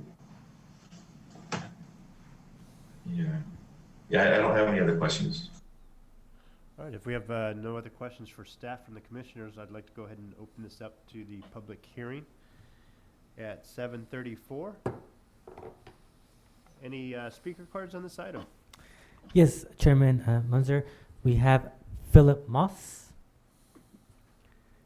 We will be unmuting Philip Moss in just a bit.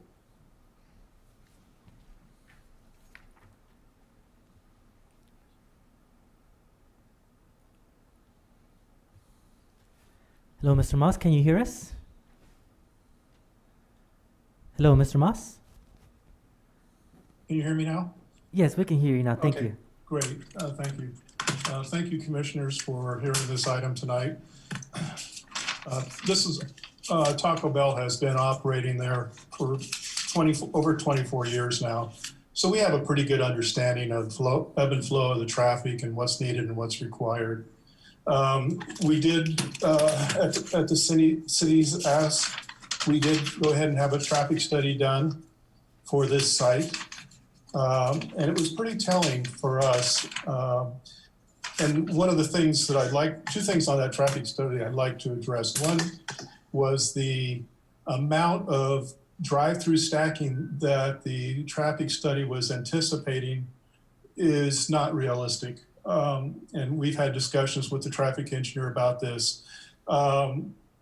We know what this restaurant does. It's been there for a long time. We actually went out and did our own study and sat out there where the traffic engineer didn't bother to go out to the site and do counts. So we know that the maximum in this drive-through lane at the busiest time is 6 cars and not 9 or 12 or 16 like the traffic study was saying. We also know that using the traffic study numbers of trips to this site, which they do state that in the AM, we're going to be 19 trips less than we are now. And in the PM, we're going to be 14 trips less to the site. So less traffic to the site is what's being anticipated. That said, we feel that the second drive-through is, we'd like to have it. We're not anticipating having it. It came about because of the traffic study that was done and the number of cars that were anticipated in that traffic study. And it was some convoluted way they did of calculating how many cars when they didn't actually go out there. We've done, this applicant has, I believe, a large number of Taco Bells in the South Bay area. We do Taco Bells all over the Western United States, so we have a good feeling of what's needed as far as parking and stacking of the cars. So we know the 9-car stack is more than adequate to meet the requirements for this restaurant. Even with the newest COVID no dine-in, 9 cars are overkill. That said, I'd like to talk about the parking. Given, and again, you know, kind of live by the sword, die by the sword, the traffic study numbers would give us a requirement of an AM parking requirement of 16 and a PM parking requirement of 13 based on our normal 80% drive-through to walk-in customers. And we have years of sales tags to bear that out on this site. So with that said, we felt that the requirement of 24 was way overkill for this site. That really the needed requirement would be somewhere between 18 and 22 parking stalls for this site. We decided when designing this site, we also had issues with stormwater requirements. New stormwater requirements don't let you have as much paving as what's out there. And so we had to balance the parking with the stormwater requirements and et cetera down the road here. So this is the design we came up with. I apologize, just a couple days ago, we found out about the 20-foot rule instead of the 17-foot rule for the drive aisle. To the north of us, the building is built right to the property line.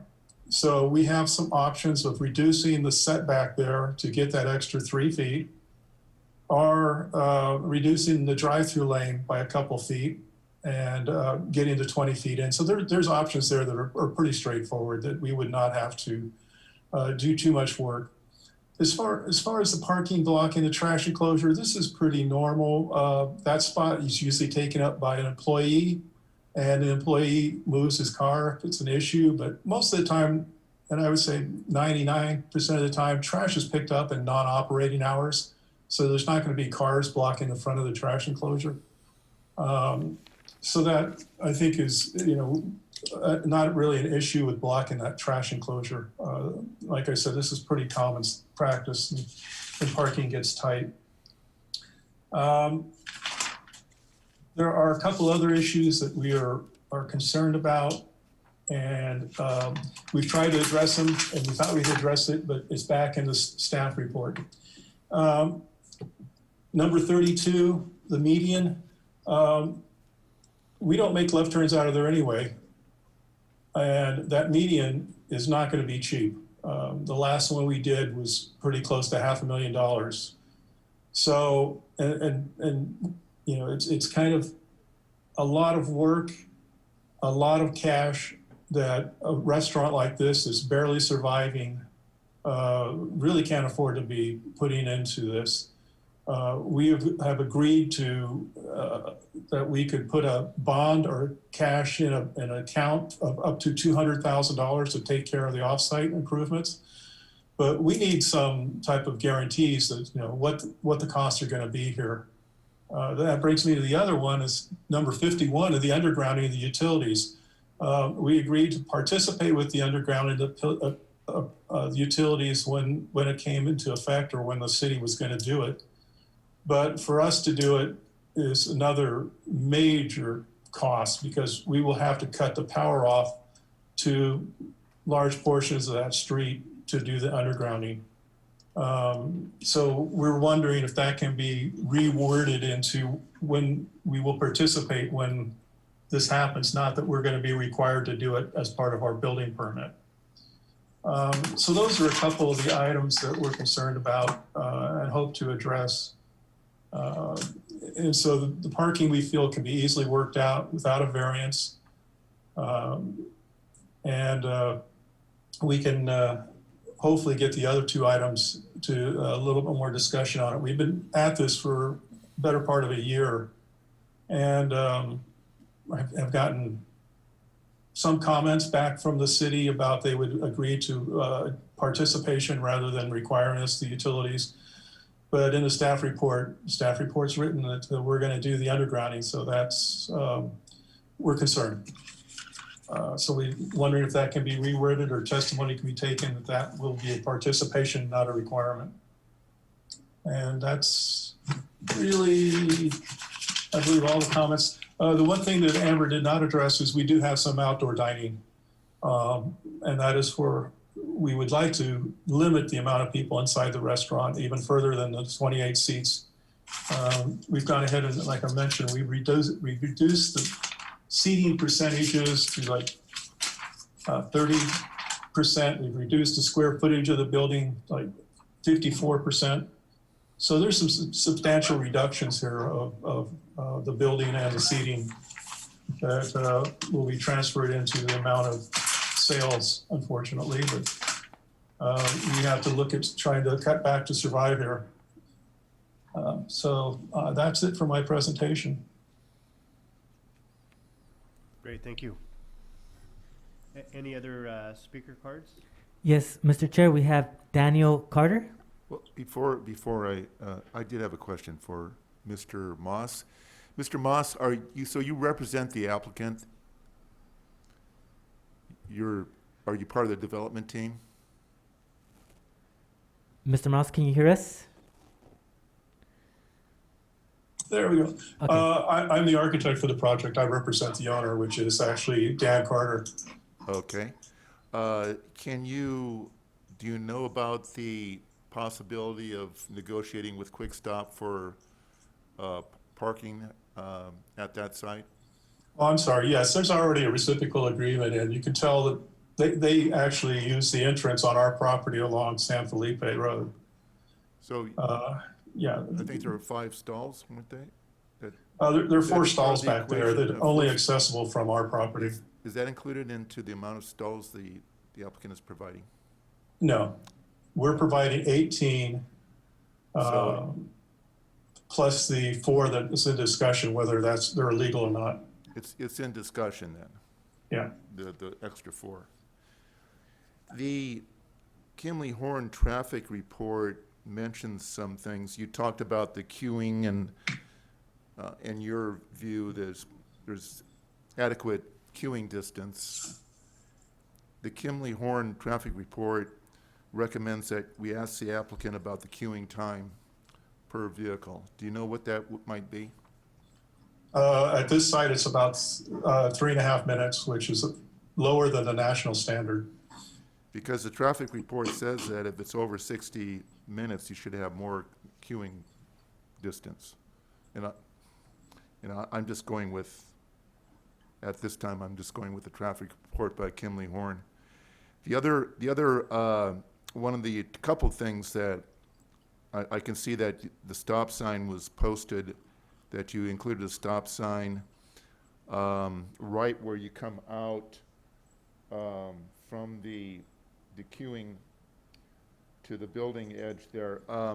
There's a couple things that the traffic report mentioned that I'd like to get your input on. One is that it says that a minimum of 1 loading space is required for the project. No loading spaces are provided based on the project site plan. That's not accurate. There's a number, I can't read it, it's too small. Back towards the rear next to the drive-through lane, to the west of the drive-through lane, there's a loading zone. And if I just may jump in really quickly. So that traffic study was also based off of a different design than what you're seeing now. So that has been addressed, as Mr. Moss indicated. The final comment that I had, thank you. The final comment that I had is that, and this is, I think it's important, in terms of the landscaping where you exit the site or you're exiting the site, the landscaping right there at the front of San Felipe is recommended to be, I think, at least the maximum 3.5 feet high. Your proposed landscaping doesn't delineate what the new landscaping will be. Can you comment on that? Is it going to be ground cover or some low line shrubbery? Yes, it should be there on the landscape plan, but our proposal there would be, like you said, low ground cover. We do not like shrubs getting up to 3.5 feet along there for a number of reasons. We'd rather keep it low to the ground, maybe 2 feet. Because that would give you better sight lines than to have trees at that location, for sure. Yeah, I don't believe we have any trees proposed for that front area. Just given that fact that in case police have to respond or vision triangles for traffic, as you know, people can drive down San Felipe at an excessive speed at times. That concludes my questions. Great, thank you, Commissioner Huboy. In regards to any additional speaker cards? Yes, Mr. Chair, we have Daniel Carter. Daniel, can you hear us?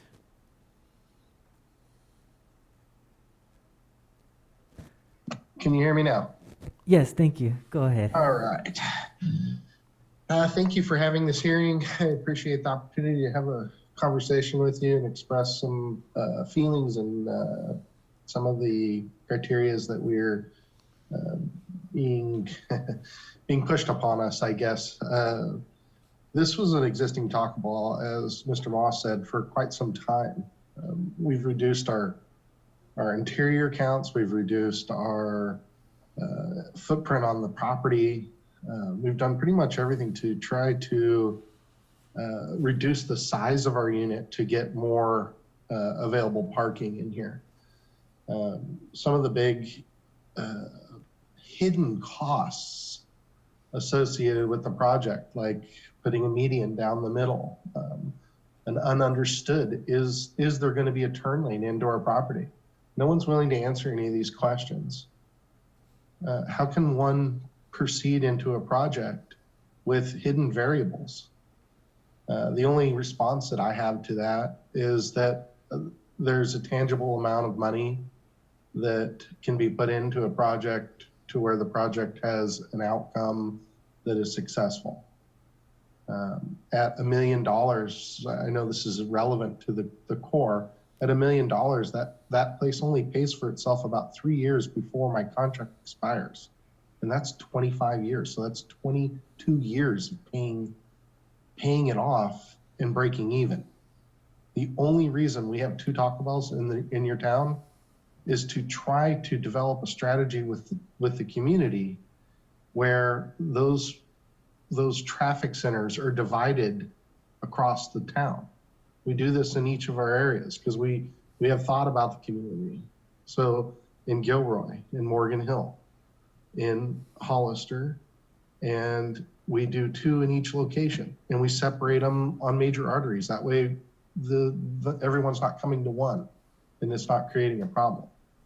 If we cannot accommodate ourselves within those financial restraints that we have, the reality, then this project dies. And it, my financiers have already said, kill it, kill it, kill it. And Mr. Moss and myself keep coming back going, but what if? And there seems to be no movement. And then once we get movement, it seems to find its way back. But if you were going to go build a house and someone told you, well, someday you're going to have to spend $1 million, would you proceed? Would that work for you? Well, it can't work for us. So those things are deal killers for us. The landlord has already told us that we're going to get an increased rent because because we're going to have increased costs in this new endeavor. And Taco Bell, my contract with Taco Bell ends on the 1st. we've been trying to get this thing through for well over a year. So I'm running out of gumption and capacity. No disrespect to anyone here, but that's kind of where we are. If we can't come to a reasonable agreement, and I think we're being overly reasonable, then we just have to kill the project and move on to just having one Taco Bell in town and doing the best we can with that one. And that's pretty much closing to my conversation. All right, thank you. Any questions for the applicant? From any of the commissioners? All right, if there's no additional questions for the applicant, we'll go ahead and close the public hearing at 7:53. And we'll bring this back to the commissioners for discussion.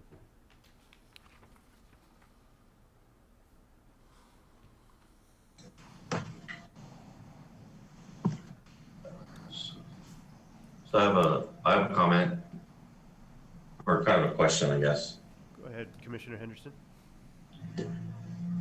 So I guess I'm kind of, this is one of the first times that I've been in here doing this by 2 years now.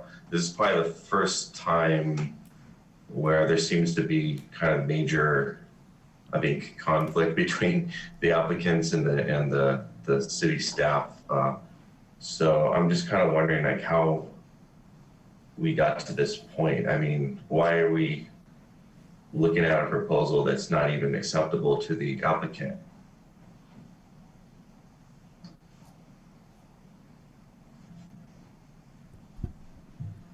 I guess that's a question for staff. Maybe Abraham. Sure. Thank you, Commissioner Henderson. So, yeah, this project, like Amber was indicating, has been going on for some time. The applicant also indicated it's probably been about a year, maybe a little longer. And part of the reason why is because the original proposal was a lot different than what they're proposing now.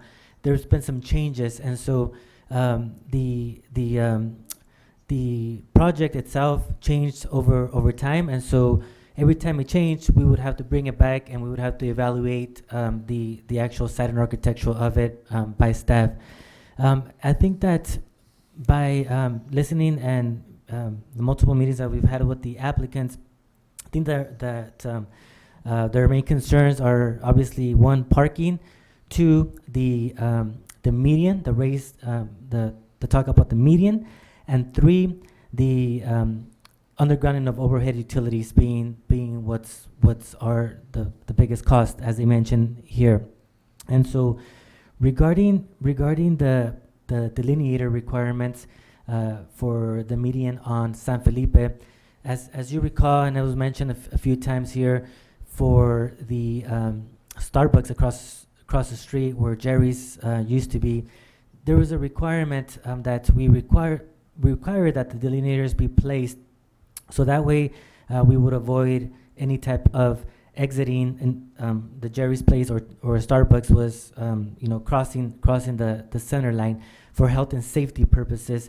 As we took this item through the Development Review Committee, the DRC felt that it would be necessary to include these, and then also the traffic report alluded to them, and especially police and fire with their comments in regards to the median. The delineators are the ones that are in question now. At this time, there is no plans or approved plans by the city council to put an actual raised median. Of course, that would be an action that would be taken by the city council as per a capital improvements project, or as development occurs. Say, for example, if the project to the north of Starbucks, we have a vacant land there. If, depending on the intensity of that project, there could be a requirement for a raised median. At this time, it is not going to be a raised median. It's just delineators, and so therefore, at the time that if that is required, if a raised median is required, that is going to be, of course, more costly, more expensive, and so it's not going to fall completely on either Taco Bell or Starbucks. It would be more of a shared cost. It would be more of a what are the shared costs, not only between those two projects and future projects as well. But at this time, it is only the delineators that will be required. Starbucks has already commenced their construction. However, they are put on a hold right now because they actually started construction and they clipped one of the lines for PG&E, unfortunately. And so PG&E has to respond to that. And unfortunately, PG&E right now, they are very backed up in regards to responding time. And so it may take some time. And if Taco Bell is ready to go, it may be that Taco Bell may go first. However, if it wasn't for that PG&E line, it would have more than likely been Starbucks who would have had to put the delineators, and then we would work with Taco Bell to have their fair share. So right now, all we're talking about is the delineators that need to be installed to essentially make sure that the safety of vehicles exiting northbound onto San Felipe from the project site, that's going to be blocked with the delineators. How about, no, go ahead. In regards to the undergrounding, condition 51 that Mr. Philip Moss indicated. That was going to be my question. Yeah, good, Chairperson Munzer. So the requirement is to underground. It is a commercial establishment, and so we understand that it's an existing commercial establishment, and we sympathize. We want commercial in our city. Whenever a project comes in and does substantial work to the project, as in this case demolition and reconstruction, it is the city's opportunity to see what else is out there that we can do to make sure that we bring the project into conformance, or if there is any health and safety type of things that we need to address. It's our opportunity to see that. And I mean, we're not doing it to pick on anybody. We're just looking at the overall, if what we can do to better the site's the functioning of the site. And so in this particular case, it is a commercial establishment. We would require the undergrounding. However, it is a concern. It is a costly concern, as Mr. Philip indicated, Mr. Philip Moss. And so condition 51 has it as a requirement. There is also the ability, if it is a desire of the Planning Commission to work with them, if that is what you would like to do either one, deferred improvement agreement, as Mr. Philip Moss alluded to, but we would like to know what that cost would be to underground and have them submit that cost, and then when everything would be undergrounded in that intersection, then we would have the money from them to be able to finalize those improvements. The thing is that we're not sure if and when that's going to happen. Right now, we're taking it at a case-by-case basis. So that's one option that we can certainly have a deferred improvement agreement, have Mr. Moss pay into an account, and not necessarily have them undergrounded, but at least have that cost ready for when that occurs. Or if it is the will of the Planning Commission can always also remove that condition, from making them underground as well. So that's a recommendation that they it is a commercial establishment. Our city engineer, acting city engineer Mark Falago, can speak a little bit more to that in regards to potential costs for undergrounding. We discussed that a little earlier as well. And so that's the for condition 51. In regards to the parking, we certainly encourage reciprocal parking, reciprocal access. Our general plan, our zoning ordinance encourages interconnectivity between parcels. And so if I just, and correct me if I'm wrong, Amber, but we don't have the reciprocal parking agreement. I think we asked for it, but I don't think we got a copy of it. If we do get one from the property owner, we can certainly take that into account as well for the parking. Mark, would you be able to address a little bit more regarding the undergrounding, please? Yeah, one thing that I will say is that condition 33 actually asks the applicant to enter into a deferred improvement agreement to include the ultimate improvements for the offsite, and that includes the undergrounding of the existing overhead utilities. So that option is already built in here to these conditions, and I get it. They're kind of separated, which is a little bit. We should have probably ganged them together so they were more obviously. That option was more obvious.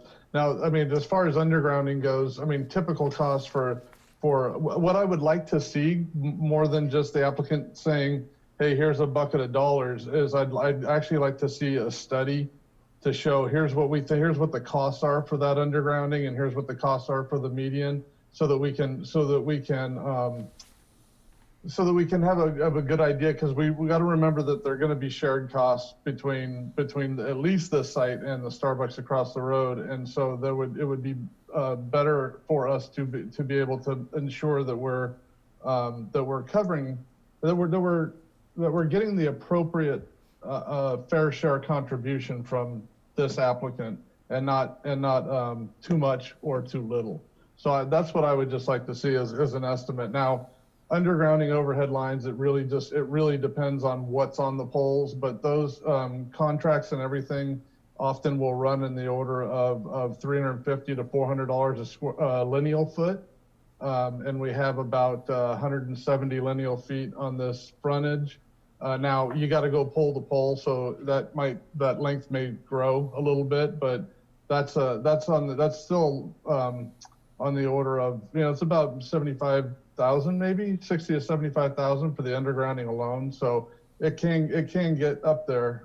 That's certain. So what I'd like to understand a little better, and the applicant has graciously said that they would put some money aside for those undergrounding or for the offsite improvements, but I would like to understand a little better what those costs really are, so that we can just make sure that we know what we're entering into.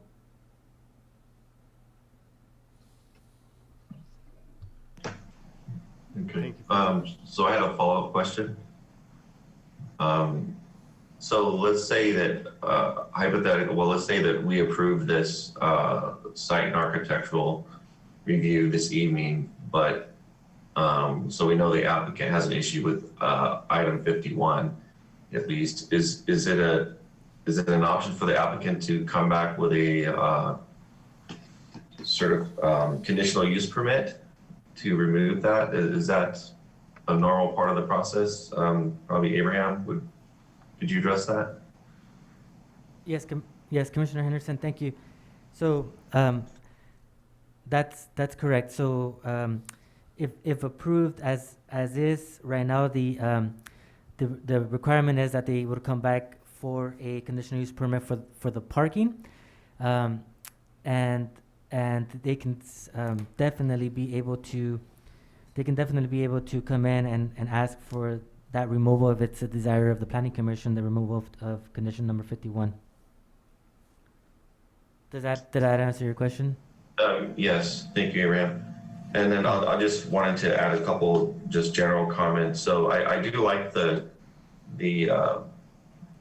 I like the circulation improvements. Yeah, I like that there's an option to have a double lane if it gets to that point. I like that there's some circulation in front of the restaurant now, where there weren't before. And I have used this restaurant quite a bit, and there are, usually when I'm gone at lunchtime, there's definitely traffic backing, up into the parking lot. The parking lot on the top of the diagram showing there. And also, I do think that, people trying to turn left out of, exiting Taco Bell, it does happen. I don't even believe there's any signs there right now that say don't turn left. I could be wrong, but I don't believe there is.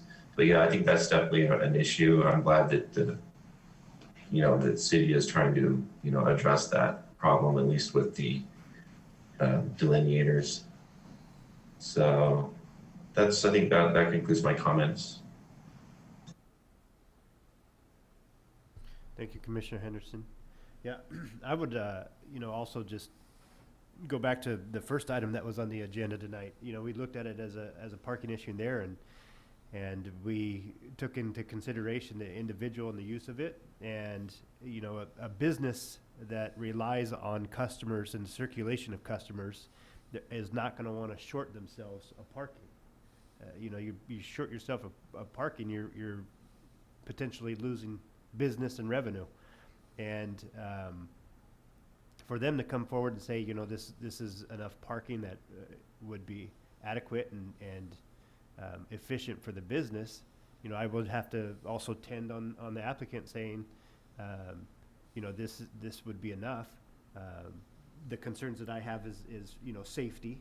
I would want the safety things addressed, in which if they could work with the applicant to make those small adjustments that the applicant said they could to allow for the fire and some of the setbacks and stuff to change, as well as work with the staff on item 51. If something of turning off the power at the correct time,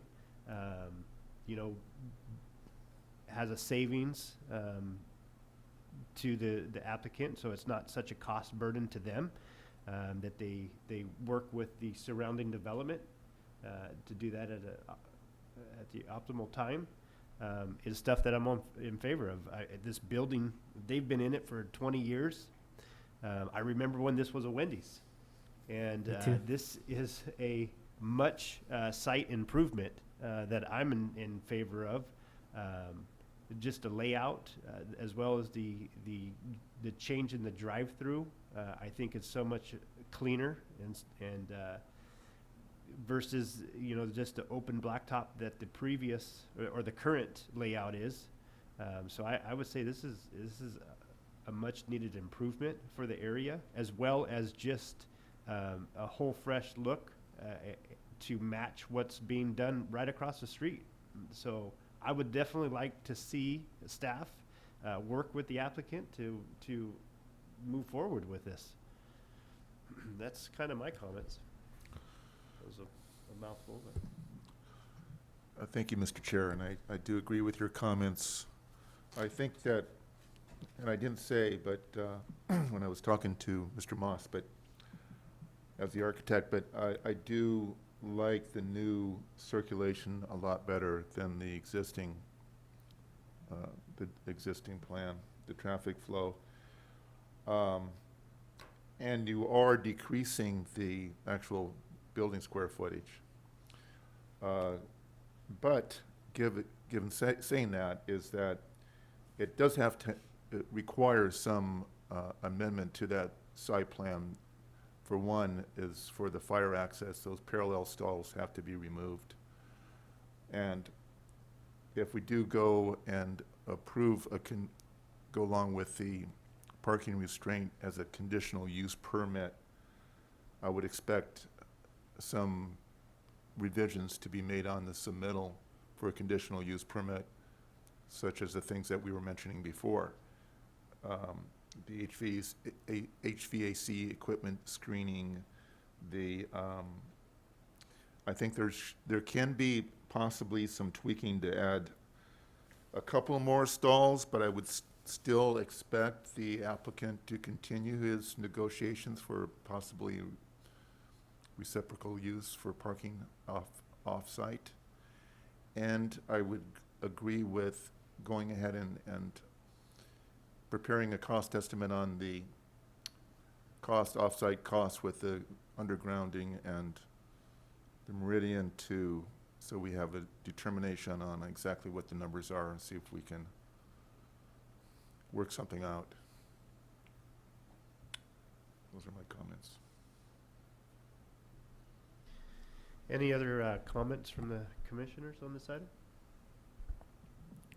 No, this is Commissioner Stevens. I just want to kind of agree with Commissioner Munzer and Huboy that I would like to do whatever we could to support this rebuilding because it will improve that area of the downtown. And that is a really old building. And it is, I've used both Taco Bells, and this one is definitely not as nice as the one that's over on the other side of town.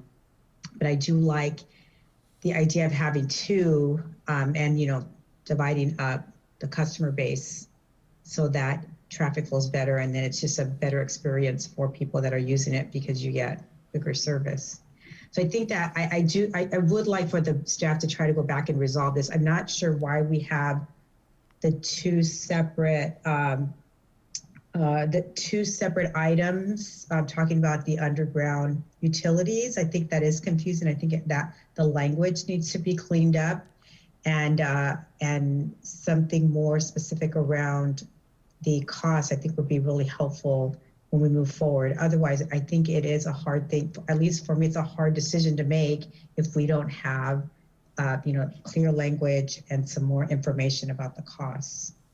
So I just wanted to kind of just agree with the other commissioners that the staff go back and try to resolve some of these issues.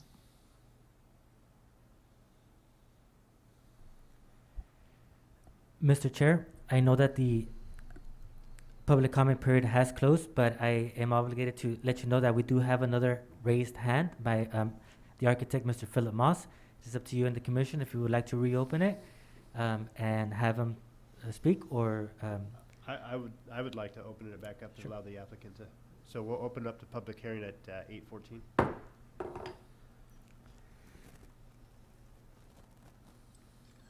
Well, thank you for reopening the hearing. I understand your comments that are clear, and we would like to work with staff on resolving the last bits of this issues. One of the things that I'd just like to add, we've offered the city to put in pool boxes along the frontage for the future undergrounding as part of our work. It'd be very easy for us to do now, and we would hope the city would take advantage of that. As opposed to having us underground at the present. And if the city decides they want to underground in the future, the pool boxes would already be in place. So that was it. I appreciate your time and your thoughtful comments. And I'll be honest, it was a mistake on my part. The parapet should have been higher. And that one big unit is way oversized for what we actually do in California. But you're right, that the parapet should go up about 18 inches to make sure we cover all the HVACs. I'm sorry, the parapet should go up 18 inches so we cover the HVAC units. That was it. Thank you. All right. Thank you, Mr. Moss.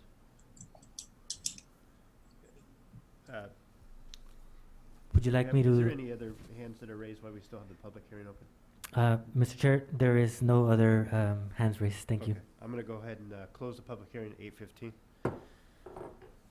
And the boxes that he's talking about, is that something that staff can work with to utilize putting the utilities underground and removing the? Could you speak up, please? I think it's important to clean it up and the pools there and stuff. It just will help improve that area.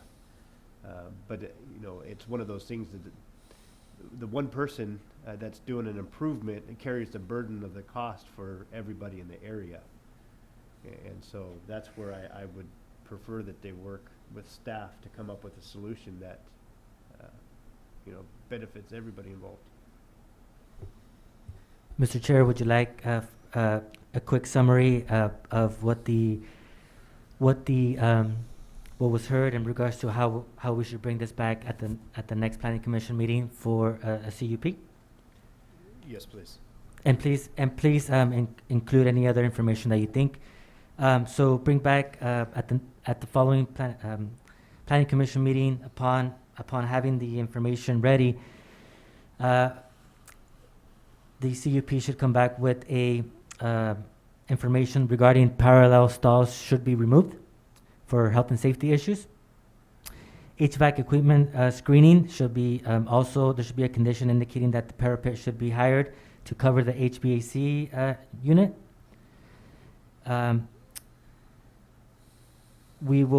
Staff will be working with the applicant to see, as indicated in the condition now, to see if they can add additional stalls to meet the parking requirement, but also consider the reciprocal parking agreement that it's been mentioned that exists. However, we have not received a copy of, so once we receive it, we can consider that as well. The Hollister Municipal Code allows for staff to work with the applicants that have it to see, how they can be used and count parking towards that. So we will consider that, and also have a cost estimate for the undergrounding of the existing overhead infrastructure and the median, the future raised median, and what would be the proportional share of this applicant. Does that cover? Yep, I think so. So if it is the desire of the Planning Commission, we can move forward in approving this set and architectural approval with the conditions as mentioned, and we can come back with the CUP addressing all these items. Yeah.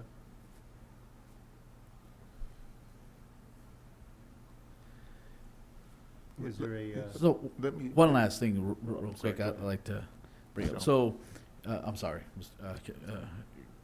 Commissioner Huboy.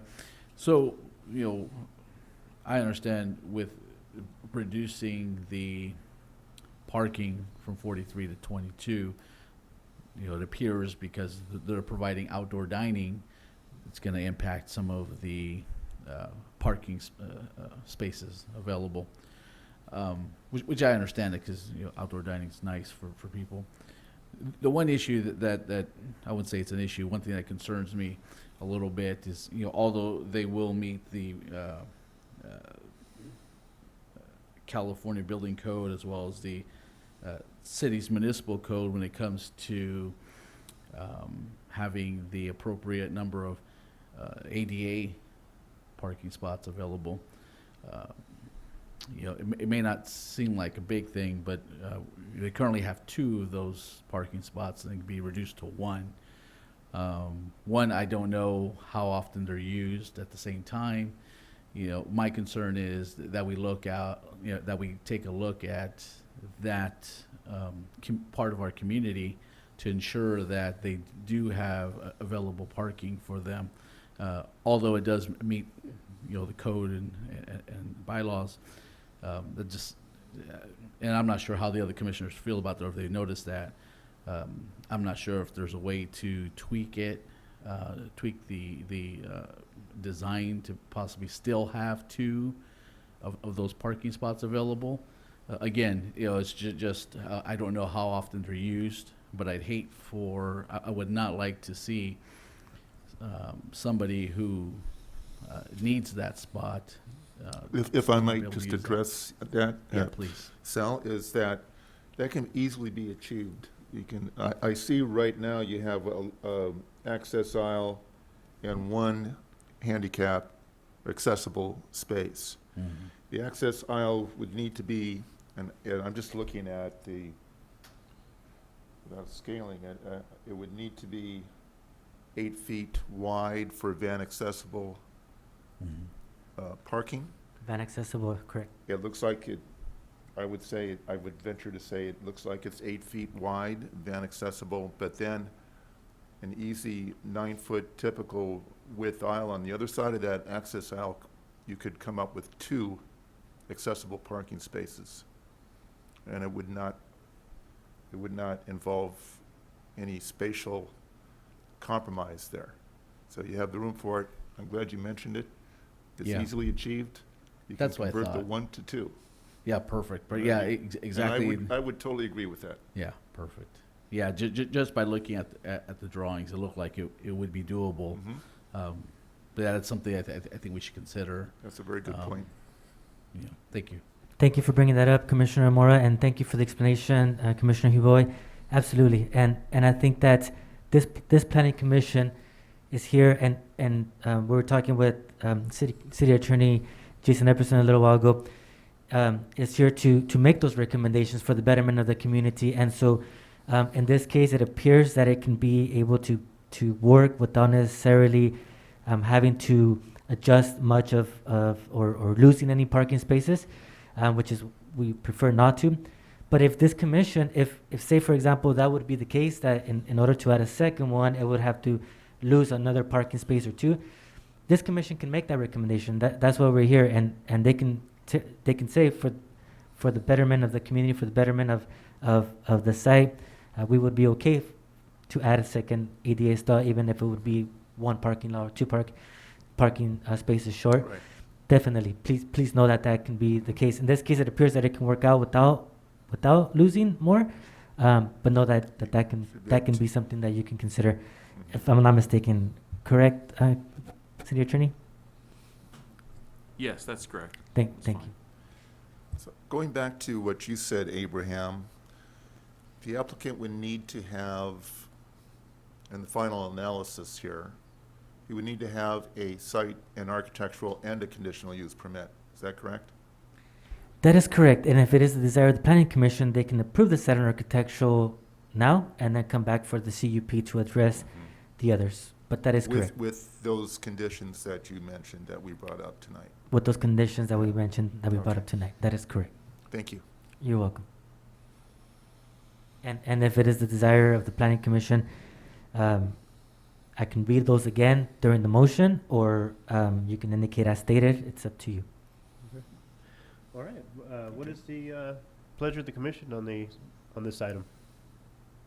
Can I ask for a point of clarification before consensus is taken?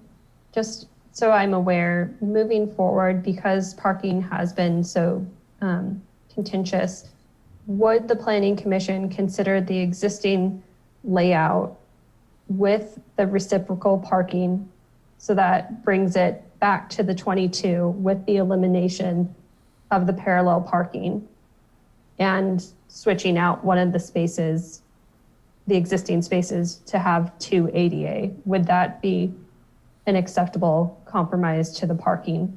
Or is the commission wanting to see the applicant meet 25 parking spaces? I would say what you had just mentioned is something that I would agree with, and to eliminate the parallel parking that you had mentioned, if they're able to work out the reciprocal. Yeah, yes, I would be in favor of that. Yeah.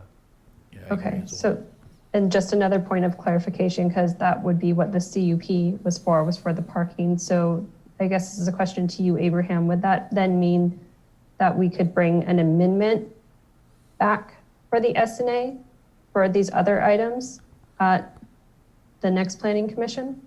That's I'm really glad you brought it up, Amber. Thank you for that. So if, as mentioned right now with the conversation we had about the 2 ADA stalls, if for example that would have eliminated the regular parking and it would be under,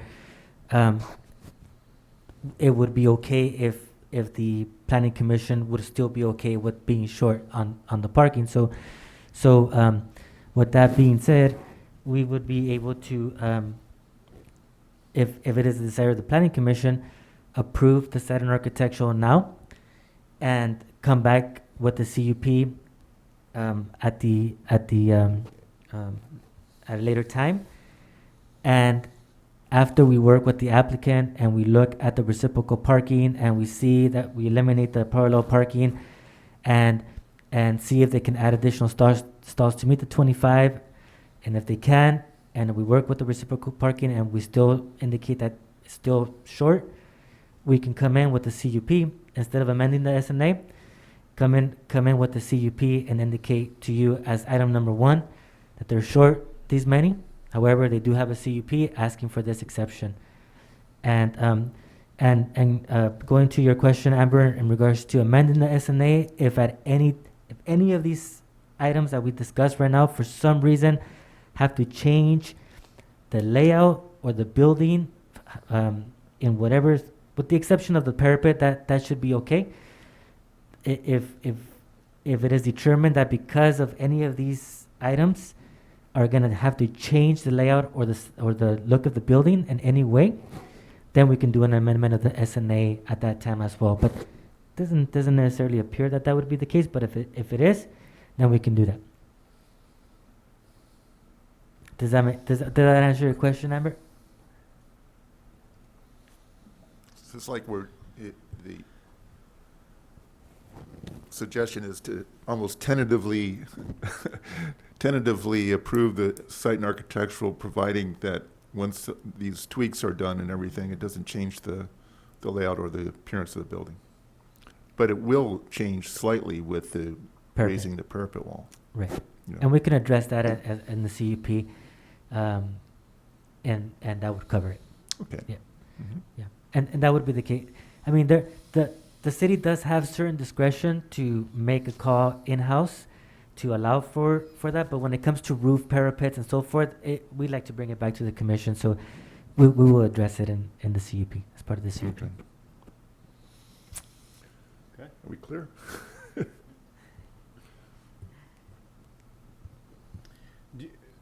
Are we looking for staff to re-summarize what we had just gone over?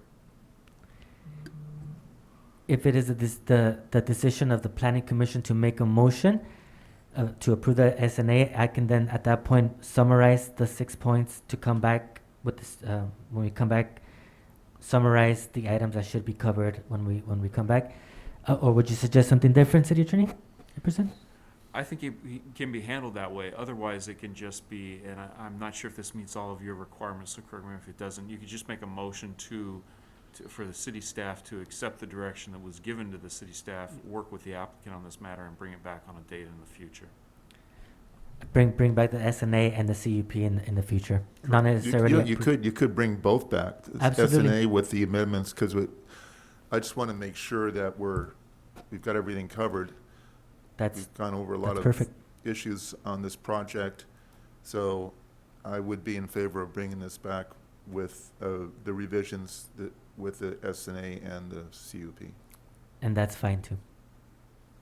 Without necessarily making a action for approval. To approve the SNA, they'll bring both back. Well, I mean, can they start moving forward with stuff with approval of the site and architectural? They would have that entitlement, but not necessarily. It'll be difficult to make any type of improvements without addressing the other items. Mm-hmm. They can, but they would have to meet the requirements of the conditions now to underground and all that. But if you want to just allow us to work with the applicant and then bring both items back. I'd like to I would be in favor of cleaning this up. I don't think they're going to, since they have to come back for the conditional use permit regardless, I don't think they're going to lose any time with their project if they clean up the SNA. Mm-hmm. Right. They can't proceed without the conditional use permit. Yeah.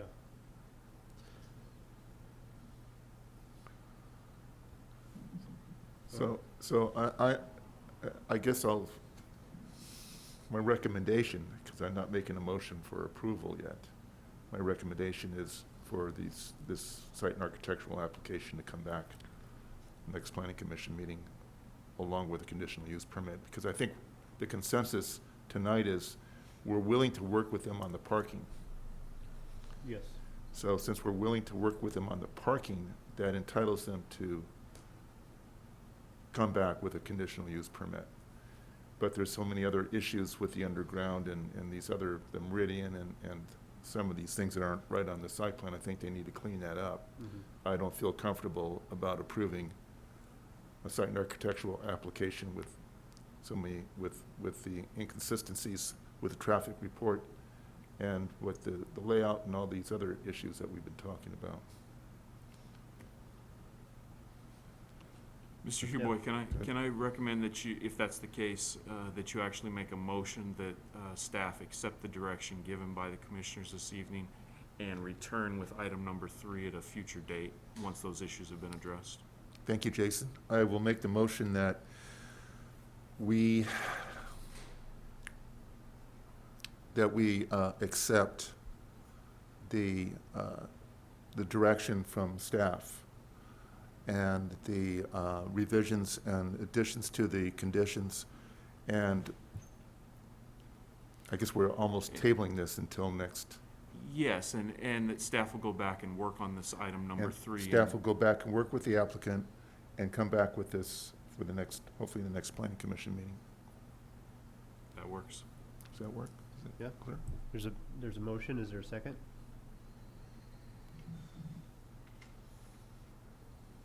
Second. There's a motion and a second. Any further discussion? If there's no further discussion, can we have a roll call vote? Please, Certainly. roll call, yes. Certainly, Mr. Chair. Commissioner Stevens? Aye. Commissioner Huboy? Aye. Commissioner Mora? Aye. Commissioner Henderson? Aye. Mr. Chair Munzer? Aye. Thank you. Direction will be taken. Thank you. I'd like to request a break. Yes, if we can take a break, we'll break at 8:33 for 5 minutes. Thank you.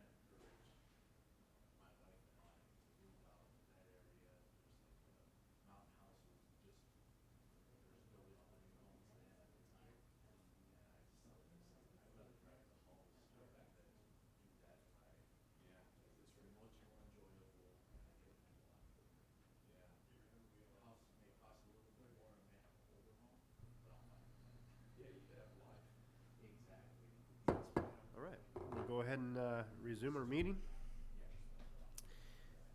with item number 4 on the agenda. Thank you, Mr. Chair. We will have our Assistant Planner, Eva Kelly, address this item. Thank you.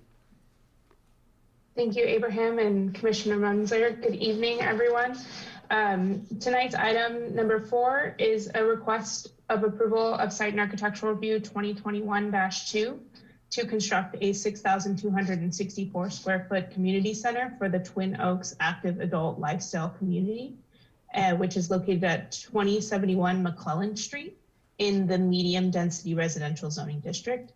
This project is part of the larger Twin Oaks residential subdivision, which was tentative map 2009-2, approved by the Planning Commission on July 16, 2009, and as subsequently extended and amended. This proposal tonight for SNA 2021-2 will replace the previous approval for the community center for Twin Oaks, which was SNA 2009-6, which has since expired. The community center is proposed to include one main community center building. And if I could get the next slide, please. This community center building is 4,584 square feet of interior space, which includes a kitchen, a dining area, lounge, a welcome area where there'll be concierge services. There's a fitness room as well as a flex room for various uses. And this main community building, community center building also has 764 square feet of covered outdoor loggia space, as well as 203 square feet of an open terrace and 308 square feet of covered area for outdoor fitness. There's a total of 6,264 square feet of usable interior and these indoor-outdoor spaces in this community center building. And if I could get the next slide, please. To the rear of the community center building, there is a pool for its residents in the Twin Oaks subdivision with a 619 square foot pool house that has 2 restrooms, a storage room for the pool equipment, as well as a pet spa area. And there are also going to be on the site 2 bocce ball courts and 2 pickleball courts in the outdoor community center area. Next slide, please. Actually, stay on this slide, sorry. For parking, there's 18 parking spaces surrounding the community center parcel, which includes 4 ADA accessible spaces. Per section 1718-060 for commercial outdoor recreation facilities, there's a requirement for 20 parking spaces per acre. And this site is 1 acre in size, so that is a requirement of 20 parking spaces. A condition has been placed on this project, which will require the applicant to work with the city engineering department to determine if 2 additional vehicle spaces can be included in and around the property to satisfy this parking requirement. However, the Twin Oaks development is consisting of privately maintained roads and streets, and this community center is private and intended to serve the residents of the community. It's centrally located within the residential community and intended to be walkable and bikeable from all areas of the neighborhood. And it's unlikely that the full 20 parking spaces that would be required for a publicly available outdoor recreation area will be needed for this private project. And the community center can be accessed by paved walking paths connecting to the sidewalk on all 4 sides of the property.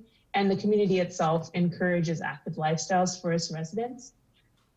So the Hollister Municipal Code requires 2 bicycle parking spaces per acre, and with a minimum of 6 bicycle parking spaces required for a commercial outdoor recreation facility. And the project has also been conditioned to provide a minimum of these 6 bicycle parking stalls per the municipal code. But as this is an active lifestyle community, it's recommended that bicycling and walking be encouraged, and places for visitors and residents to park their bicycles should be present on the site.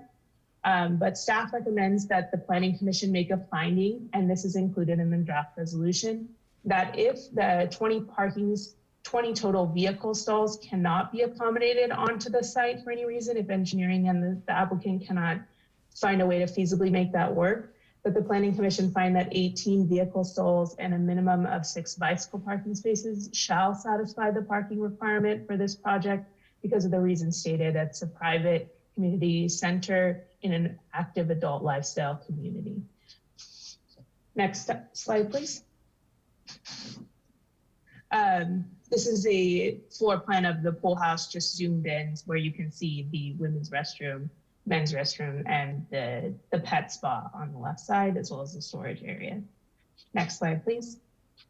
Oh, I did go in the right order. This is the slide I was going to talk about parking. Next slide, please. Thank you. For the elevations of the main building, the main community center building is a single-story building with a mix of roof and siding materials, which include metal and composite roofing, as well as metal, board and batten, and stone siding throughout. The east elevation, which you can see here, and so the bottom of this slide is the entire elevation, and then I put a split zoom of the left and right sides, just so you understand the slide here. The east elevation of the community center contains the main entrance to the center, which has a storefront entrance framed by stone siding and a metal roof. And to the left of the main entrance is the kitchen area, which has galvanized metal siding and 2 windows with awnings and a small fenced outdoor kitchen yard area to the south. To the right of the main entrance, there's another metal sided section of the building with 2 additional windows that matches the kitchen elevation. And the rightmost portion of the east elevation will have board and batten siding and composite roofing. The covered exterior exercise area can be seen from this elevation, as well as the small area for storage on the north side of the building. And this little storage area forms the side wall of the exercise area. And that exercise area is gated off with this low fence, as you can see. Next slide, please. The north elevation of the community center continues the board and batten siding from the front elevation. And there's 1 central exit and doorway visible from this elevation, as well as the side wall of that storage area.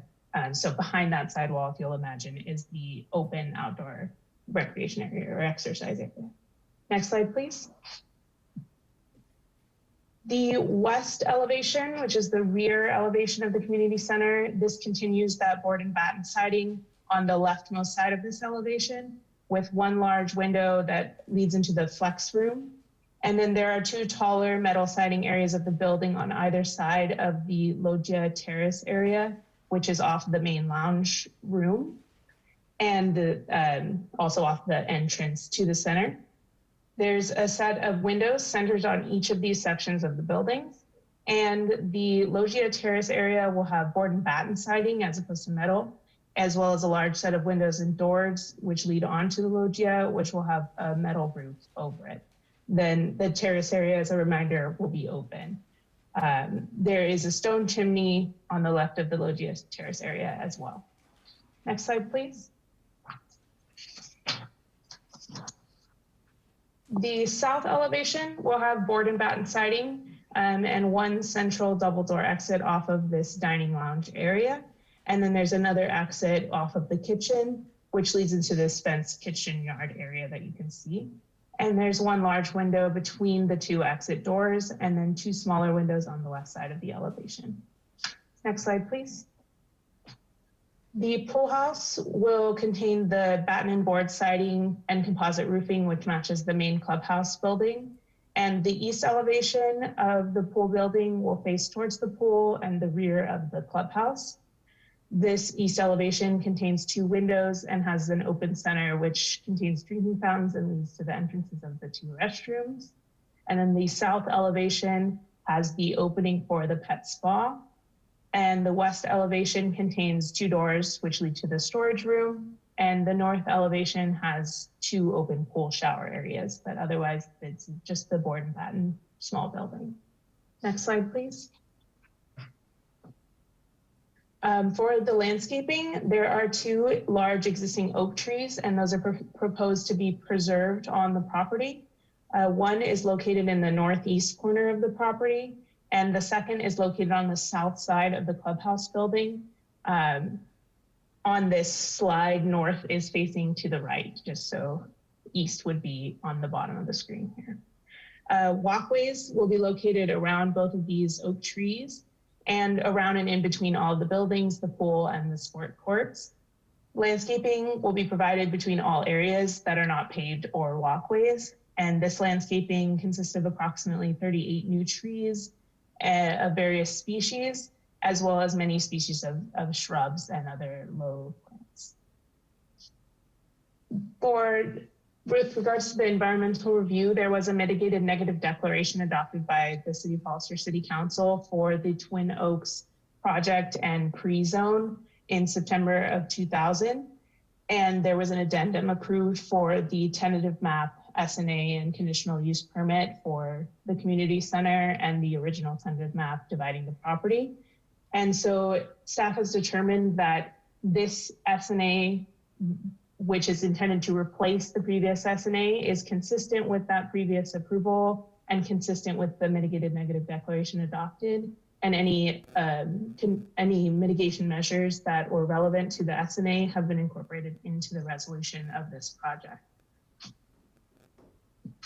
With that, staff recommends that the Planning Commission review the applicant's request, receive all written and oral testimony regarding the proposal, and make the following motion to adopt a resolution approving site and architectural review 2021-2, subject to the findings and conditions contained in the draft resolution. Thank you.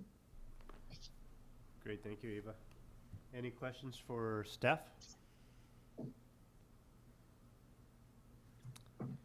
No questions for staff at this time. We can go ahead and open up the public hearing at 8:54. Any speaker cards on this item?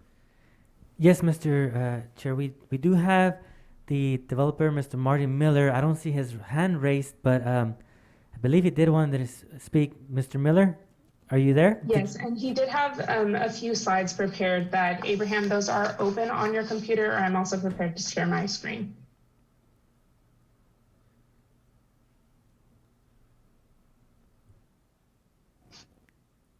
Thank you, Eva. Okay. Abraham, can you hear me? Yes, Mr. Miller, yes, we can hear you. Hello? Yes, can you hear me? Mr. Miller, can you hear us? I can. Can you hear me? Yes, we can hear you. Go ahead. All right, thank you. Well, Ava did a very thorough job. I'd just like to point out just a few extra points about the community, about the project. First of all, this is a new project, new type of project for Hollister, being a active adult lifestyle community of single-family detached homes, 168 of them on 25 acres for folks 55 and older. It's a gated community for the security and safety of the residents.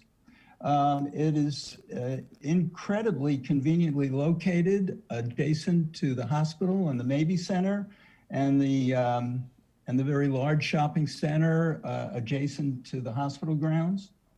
And actually on the corner with Valley View and Union, there is a fire substation as well. So I could not think of a better location for a senior community.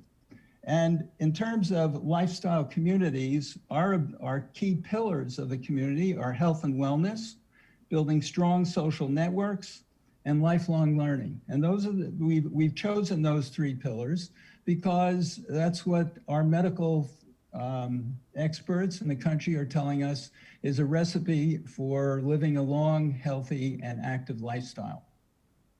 The community center is the heart of our lifestyle offering. And as you can see on the grounds there, we have these outdoor sports courts. We have an a junior Olympic size swimming pool, and a number of outdoor uncovered fitness areas. Could you go to the next slide, please? The design is in a cannery motif, and the reason that we did that was we wanted to honor part of the history and tradition of Hollister, being a very large cannery town. And in fact, the people that we bought the property from, the Ionatis, actually ran and owned one of the major canneries in town. Next slide. Just a few points here in terms of some of the things that we're offering. To the left, as you enter the building, on the very left, there's actually an interactive computer screen, and every day it will list the activities that will be going on during that day, and you can sign up for any of those activities. And in fact, the community center will be staffed. There'll be a concierge desk, which you can see on the right side of the entrance, where you can come, and if you want to plan a trip, either a group trip or an individual trip, the concierge person will help you in making all the arrangements. We talked about health and wellness, and so if you look, there's a fitness studio to the right, immediately to the right, where there's lots of exercise equipment that you might find in any gym that you could buy a membership to.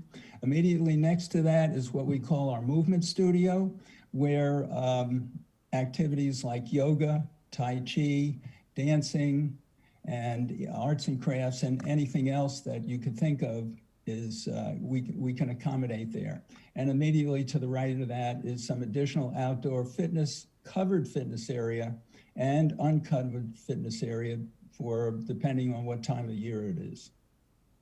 If you move all the way over to the far left, we actually have two kitchens. One is a showcase kitchen, in which we intend to do demonstrations on how to make delicious dinners or lunches that are also healthy for you. And below that is a catering kitchen as well, so that we can accommodate special parties or special groups that want to have an event there. Let's see if I missed anything. All right, let's go to the next slide.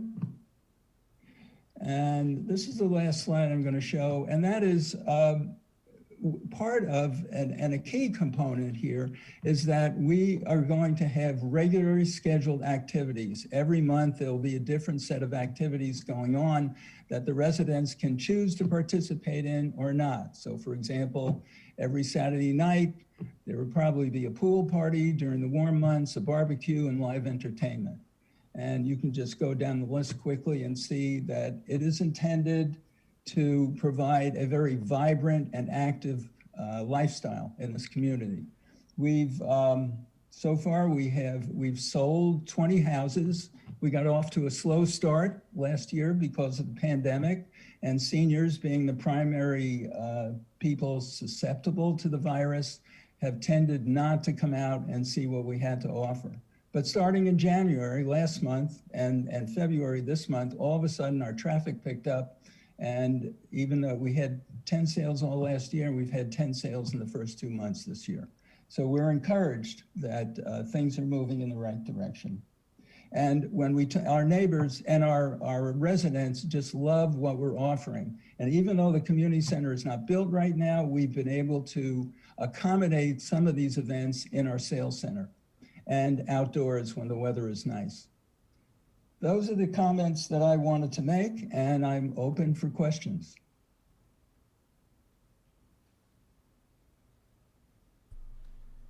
Great. Any questions for the applicant from the staff? I mean, excuse me, from the commissioners?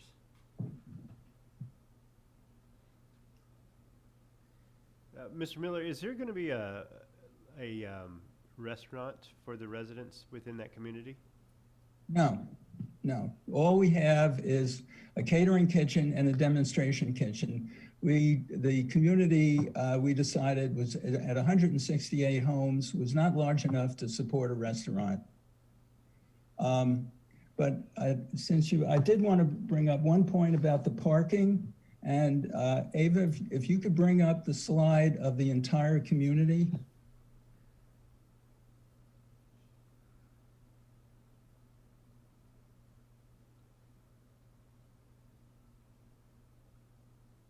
The whole 68 units.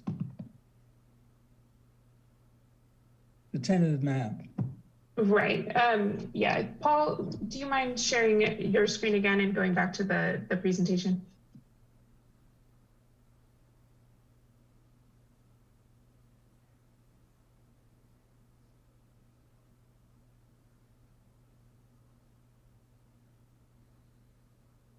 And I believe it's the first slide in my It was the presentation. first slide, yes.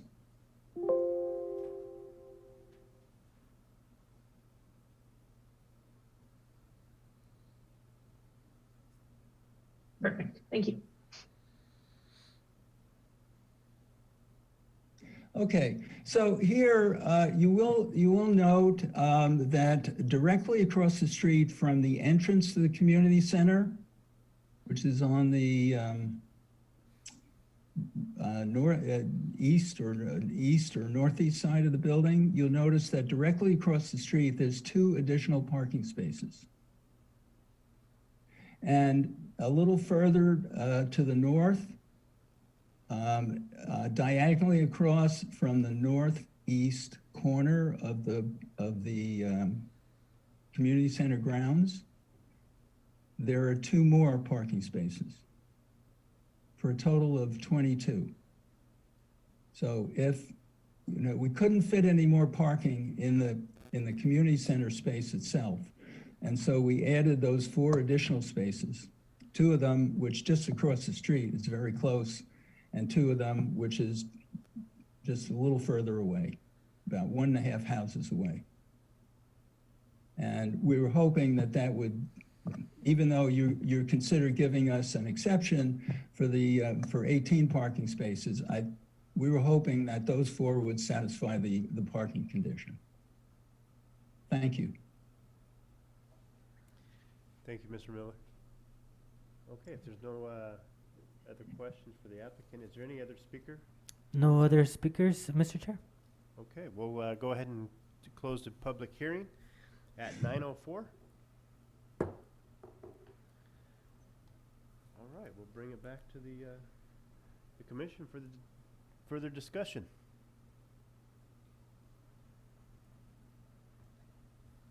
I think I commend the applicant on the way you can integrate so many activities. Yeah, I pretty mean, nice little project. there's quite an array of choices there. I mean, Yeah. lot of excitement for the older folks. I think it's a great project, a great little community, and it's a great location for if they need to do shopping. There's grocery stores right there, and yeah, it's I'd like to see that the community center get built and those people enjoy it for sure. Yeah. Yeah, definitely. And these are the types of projects housing projects that the city of Hollister needs, because we don't have very many active lifestyle communities, and this is perfect. I mean, I'm only 11 years away from being eligible to purchase one of these homes, but I'm definitely excited about that community center. Hopefully, I can participate on their First Friday food trucks and their karaoke night a little earlier. But this is exciting for me, just to see that there's lots of activies. I'd be out there playing my guitar for the entertainment. Exactly. And this is exactly what Hollister needs for that community, here. So I'm excited. The 18 parking spots. I mean, looks like that there could be a solution for that. It's an exciting project. Definitely look forward to it. Good. Any other discussion from the other commissioners online? There's no other discussion. What's the pleasure of the commission on this item?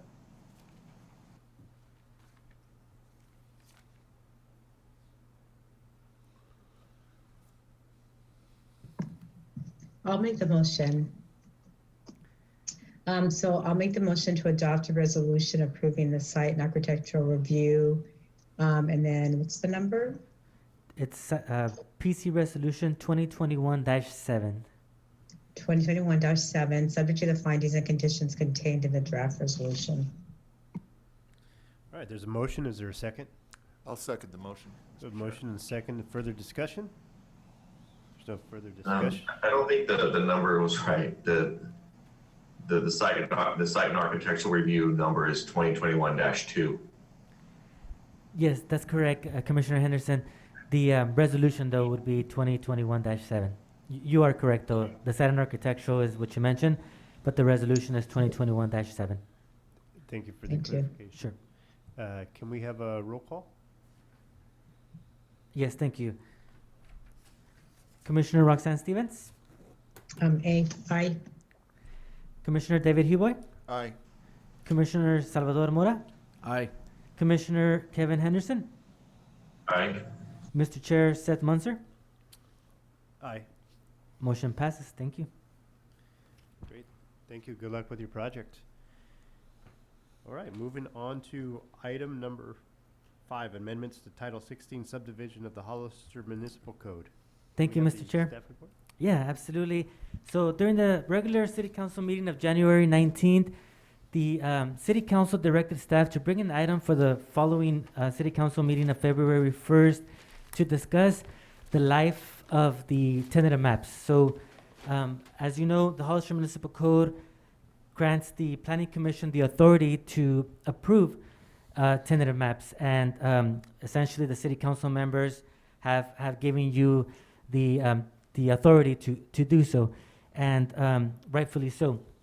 And as you know, when a tentative map is approved, it is approved with a very quite long list of conditions of approval. And the reason for that is because, you know, typically for a tentative map, we mainly want to see what the density is going to be, how the lots are going to be laid out, how the roads are going to be laid out. And so pending approval, we want to make sure it meets the Hollister Municipal Code. We want to make sure it meets general plan, state, local, state, and federal requirements. Pending approval by the Planning Commission, then one of the requirements is that it goes to the engineering department to make sure that all of those conditions are met. So that's when we get into the details in regards to the peculiarities in regards to all easements need to be shown. Everything needs to be in full-blown detail at that time. So that takes quite a bit of time. The approval is usually, it's per the Hollister Municipal Code, is for 2 years. So the applicant really has to get all the conditions of approval met in what's called a final map, and the engineering department makes sure that all those conditions of approval have been met within those 2 years. And then once the city engineer determines that those conditions have been met, it goes to the City Council, basically as a courtesy saying, this final map has been met. So the conditions of approval that the Planning Commission adopted haven't been incorporated in this final map, and it's been met. And so that's a 2-year process. And currently, as the Title 16 subdivision indicates, if the applicant is not able to produce a final map within 2 years, they have the ability to ask for an extension. Currently, the subdivision map, subdivision code allows for a 2-year extension. However, the government code, which also is part of the Subdivision Map Act, allows for a 1-year extension. So Government Code Section 66463.5 indicates that when a tentative map is required, an approved or conditionally approved tentative map shall expire 24 months after its approval or conditional approval, or after any additional period of time as may be prescribed by local ordinance, not to exceed an additional 12 months. So currently, our code says that they can have a 2-year approval with a 2-year extension if allowed by the Planning Commission. The government code says 2 years plus a 1-year extension.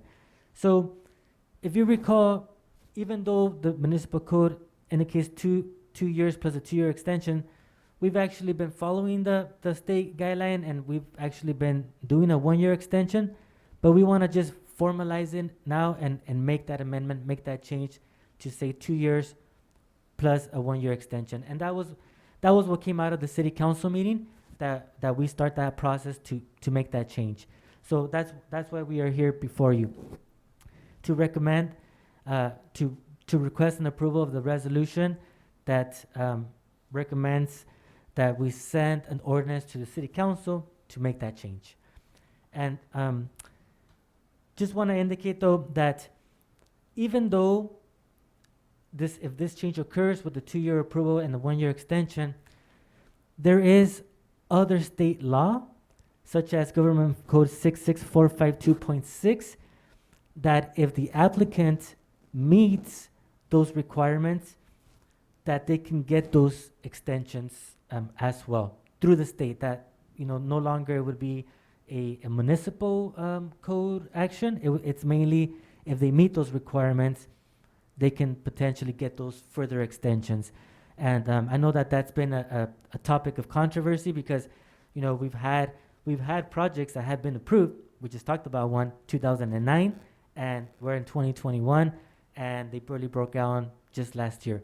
And so part of it is, for example, the government code, state code that takes precedence, and if they meet those requirements, like in this case, Government Code 664.5.2.6 basically says that if the project or development requires the applicant to spend $236,790 on offsite improvements, then they get an additional 36 years and added to the life of the tentative map.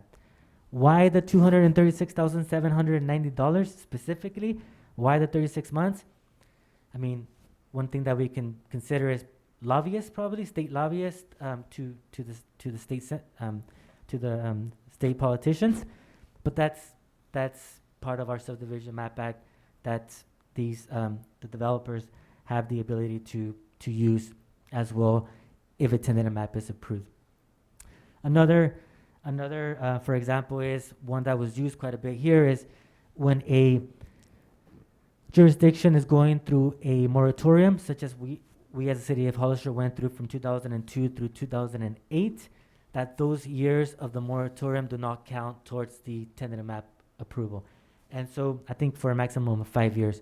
So all of those, we as a local jurisdiction can't do much about and in discussions with the city attorney.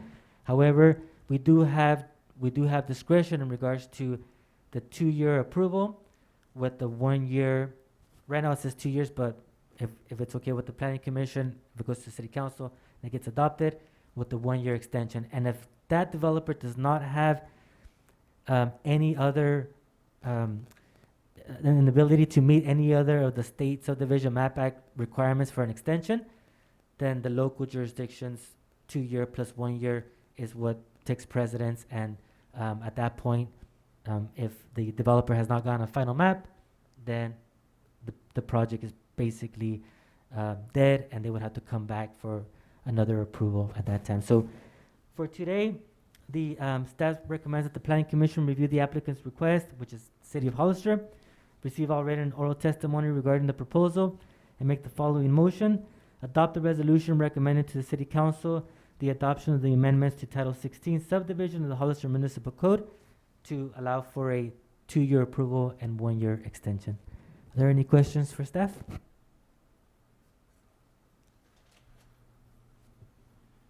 Any questions for staff from the commissioners? I guess there's an obligation then that we clean up our local code to follow the state code, because it would be improper to have a 2-year extension when it's not, that would be in conflict with the state 1 year. Correct. That is correct? That is correct. That is one of the reasons. It's an obligation then? Correct. Okay.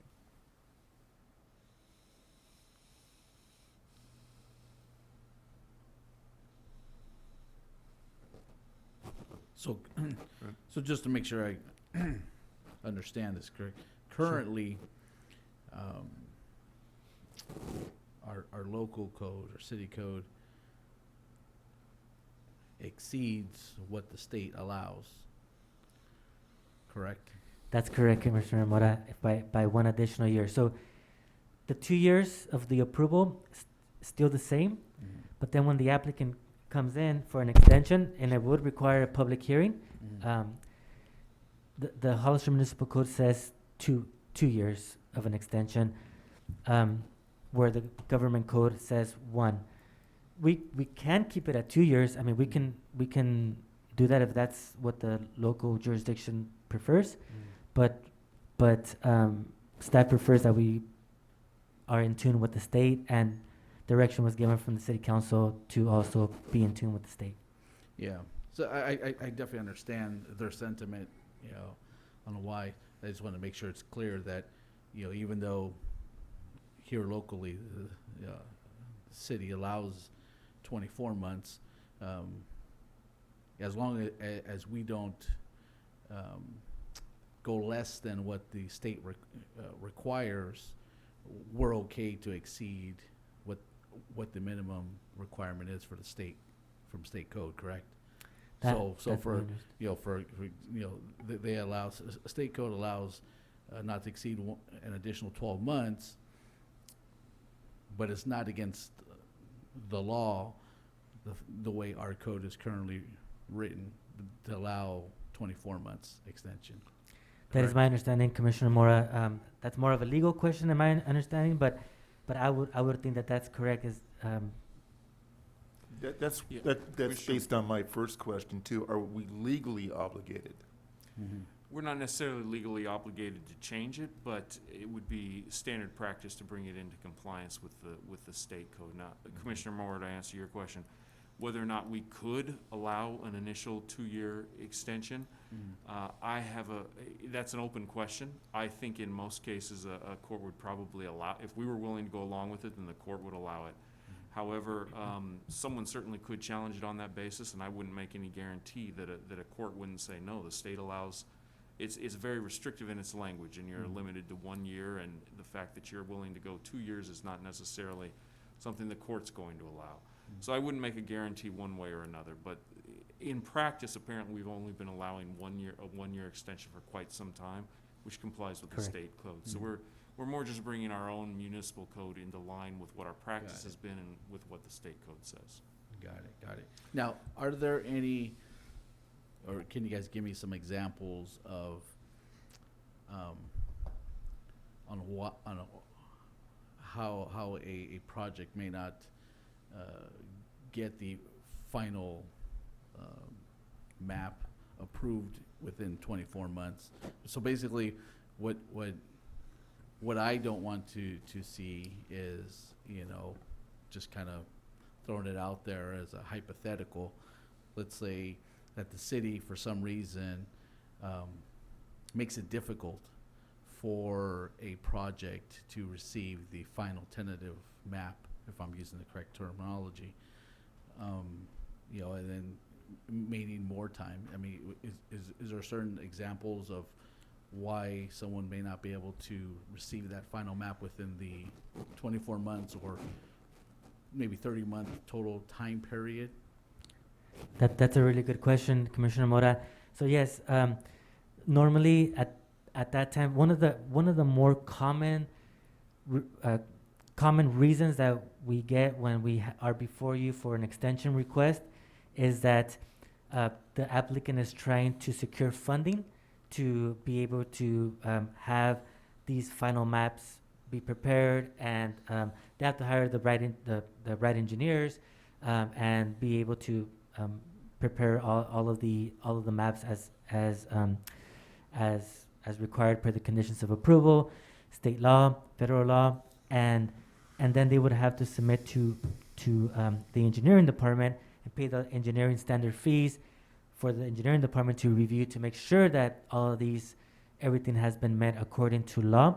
So one of the most common reasons is the securing of the funding. A second reason would be that the applicant is finalizing it, but the final map, they just need additional time just to be able to submit it to the City of Hollister for review. We always, one of the first conditions on tentative maps is you have a 2-year approval. Please submit at 18 months though, so that way we have at least 6 months to make sure that everything is in order, and we can get it before the City Council to say it's done, they've met their requirement. Okay, you know, and one question I have is, and I just, you know, even when I read everything, it didn't pop up until right now as you're Sure. speaking. And I'm not sure you have the answer for this, and it's okay if you don't. How many times has an applicant needed an extension longer than 12 months? You know, I mean, I don't want to say, you know, all time, but maybe within a 5 or 10 year period. You know, because I like to see, because if you know, if the norm is getting a 12-month extension or only needing a 12-month extension, not needing 24, if we see that's what the majority is, then I could definitely see, you know, kind of agreeing with the 12 months. Yeah, good point, Commissioner Mora. The exact number I don't have right now. I can get for you though, but really, the majority of the projects that we have, like for example, the one that we were just talking about, and a few others that have not been able to meet the after getting the 2-year approval and the 1-year extension, there's quite a bit of subdivision sections on the Subdivision Map Act that allow for an automatic extension, and so it's pretty open when it comes to allowing for and not that difficult to actually be able to get that 1 additional year granted per the Subdivision Map Act, and so that helps them if they need that cushion to have additional more time. It doesn't happen that often, but it's been my experience that for the most part, they are able to be covered with these automatic extensions that the state allows per the Subdivision Map Act. Okay, that's good to hear, because I'd hate for us to Sure. to really restrict ourselves and potentially lose out on a project that's going to tremendously benefit our community. And that's a really good point. You alluded to this last project, the Silver Oaks project. That's you know, it appears that there was a consensus that this was a really good project. You know, it got approved in 2009, and so you know, they just broke ground last year, and part of their reasoning for them is that they actually also got in another way that a project can be extended is through. For example, Silver Oaks got a performance agreement approval.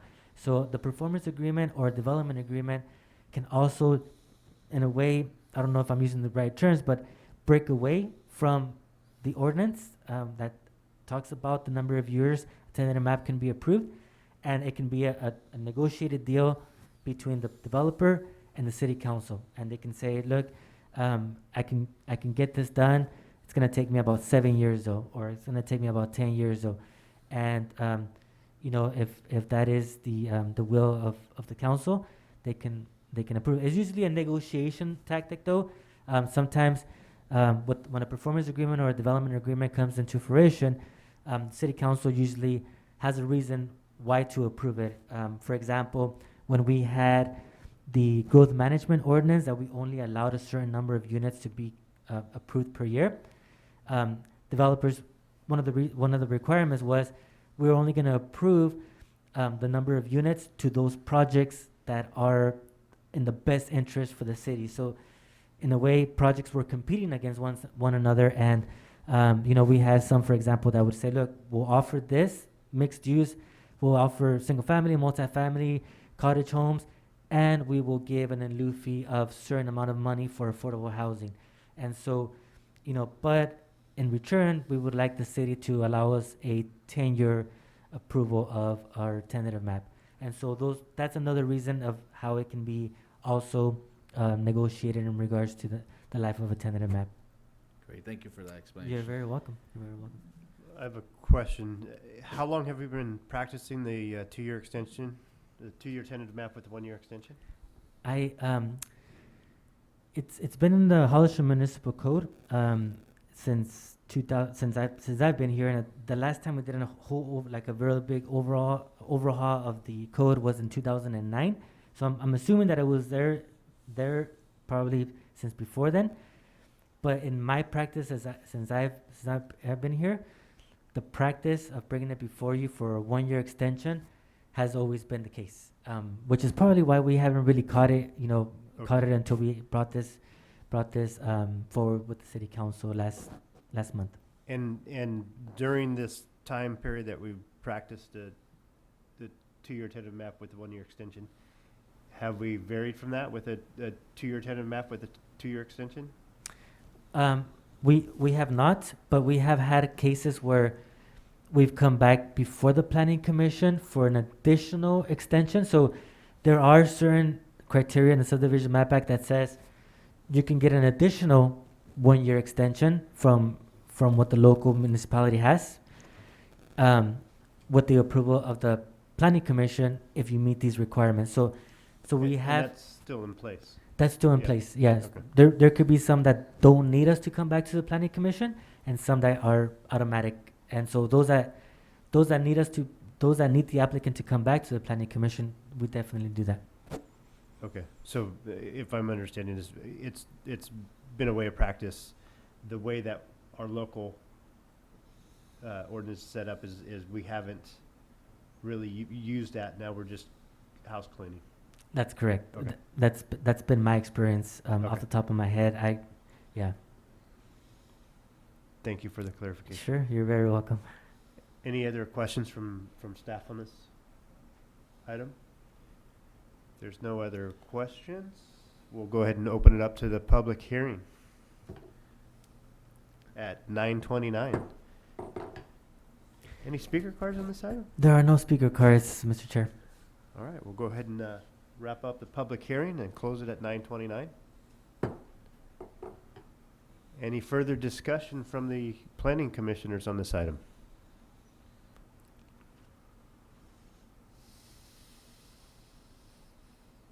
No further discussion. What is the pleasure of the commission on this?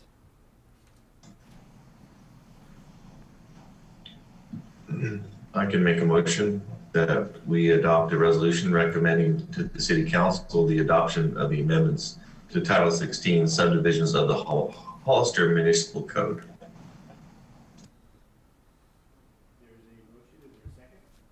Sorry, there's a motion. Is there a second? I'll second. Further discussion? I'll just make a point that I think, and I'm going to go along with the motion, but I know that since we've been under shelter in place, and I'm not specifically saying Hollister has these issues, but I do know, as a practicing architect, that other cities are very, very difficult to make submittals electronically, and it certainly has, on the processing of applications, it has certainly slowed it down tremendously. I'm not saying Hollister, but San Jose, for example, very difficult to getting any acknowledgement when you submit things electronically. So I'll go along with it regarding Hollister, but if I was in San Jose, I would not be in favor of 1 year. I would be in favor of 2 years, if not more, until we get back to normal. Well, and I wonder if that would be considered like an exception, that would be one of the reasons to be able to extend beyond the 12 months because of something, circumstance like the pandemic. Commissioner Stevens and Commissioner Huboy, those are good points. In reading in the history that I've been here close to a little bit over 13 years now, and I've noticed the subdivision map act, we get the revised edition every year. It changes on a yearly basis, and on a yearly basis, we see these automatic extensions that come in. For example, during the recession, the Great Recession, 2008 through 2013 or so, during that time, there was a lot of sections within the subdivision map act that actually addressed projects, tentative maps that were approved during this time are automatically extended a number of period months because of the recession. And so it would not, and I'm glad you brought this up, because it would not surprise me that in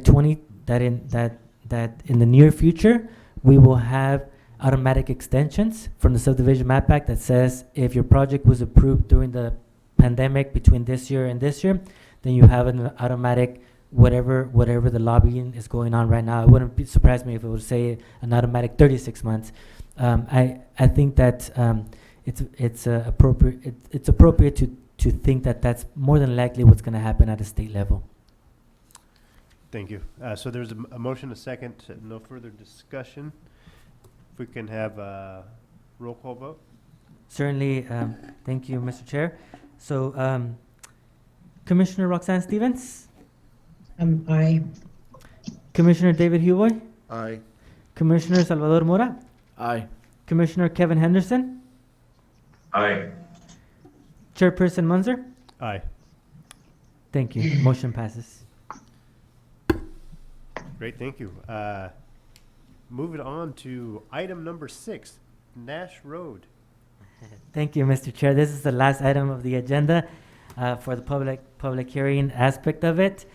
The City of Hollister is actually seeking to vacate approximately 0.31 acres of the public street known as Nash Road between Monterey Street and West Street, as you can see on the screen and as you can see in Exhibit A of your resolution.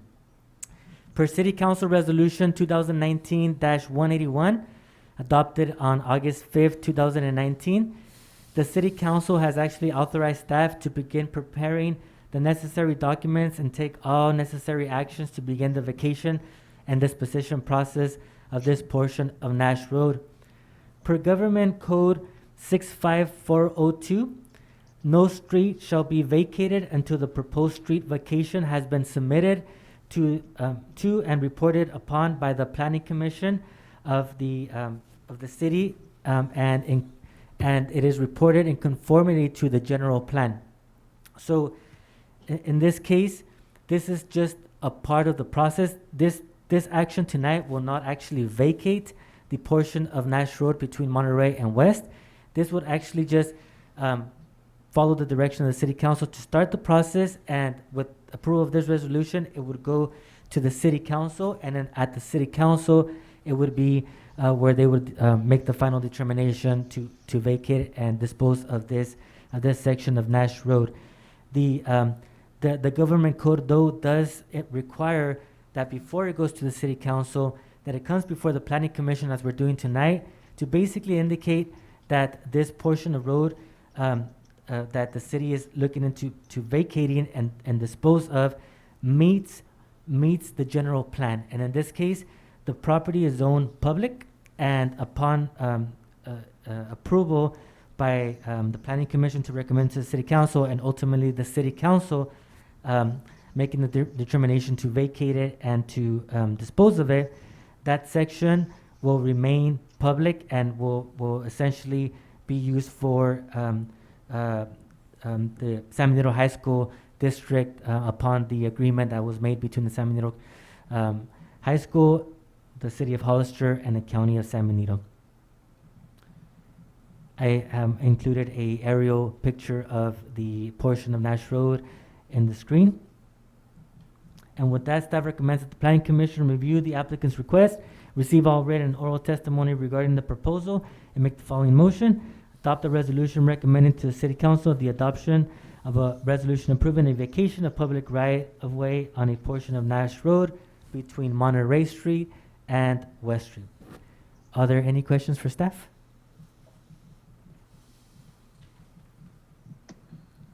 Thank you, Abraham, for the report. You're welcome.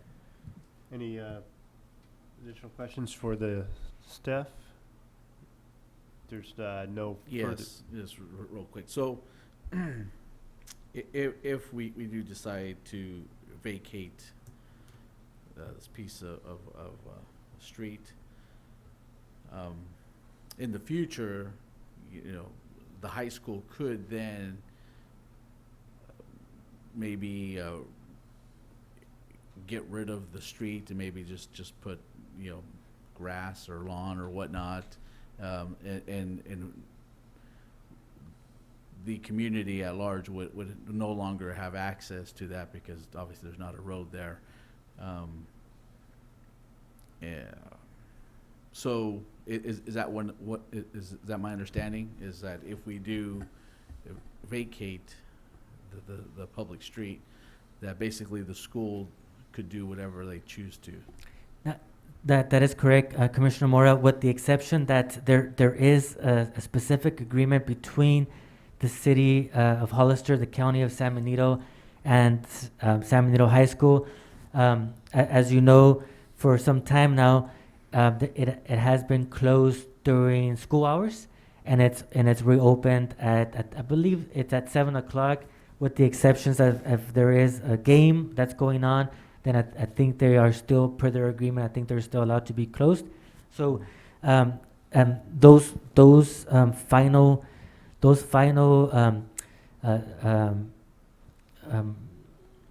that final say in regards to if ultimately it will be just disposed of and can turn into more classrooms, landscaping, or different route, or if it can continue to be used as is right now, to where during the school hours it's closed, or any functions, and open, that'll be a determination by the city council and the county and the high school at that point. But that is certainly in the plate. That is certainly a possibility that can occur. Okay, I just want to make sure. Yeah, Sure.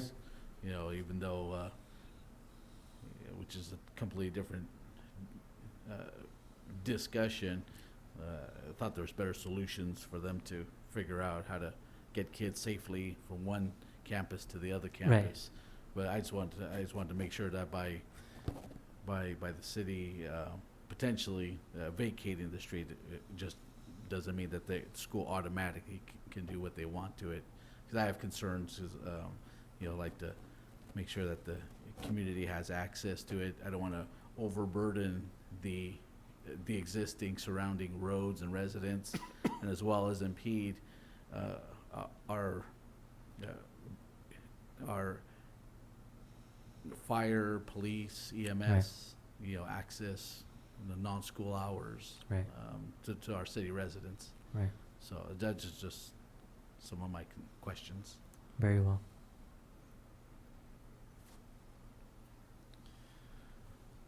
Great, thank you, Commissioner Moore. Any other comments or questions to the staff? Okay, if there's no further questions, I'd like to go ahead and open up the public hearing at 9:40. Mr. Abraham, is there any speaker cards on this item? Thank you, Mr. Chair. There are no speakers on this item at this time. Okay, well, let's go ahead and close that public hearing at 9:40. Bring it back to the commission for further discussion. Any other discussion, comments in regarding this item?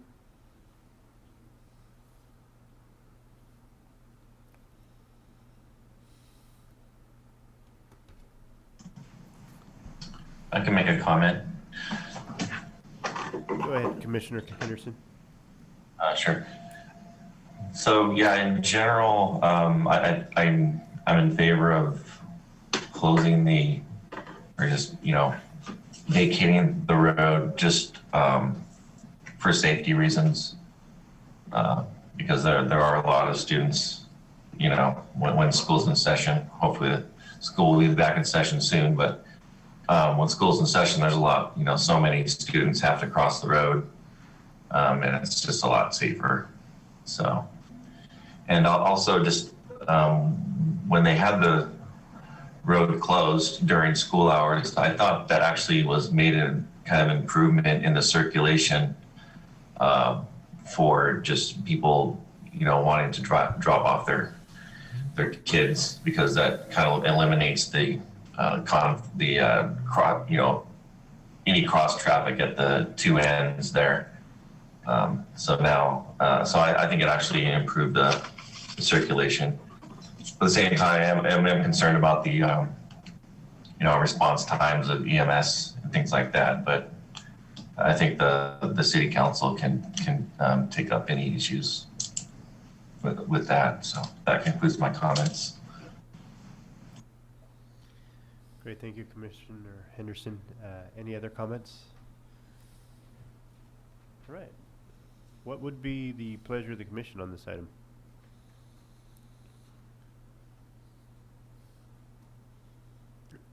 Is this what form is this approval? It would be in the form of a resolution to the city approving the item for it to go to the city council. What PC resolution number is it? PC resolution 2021-9.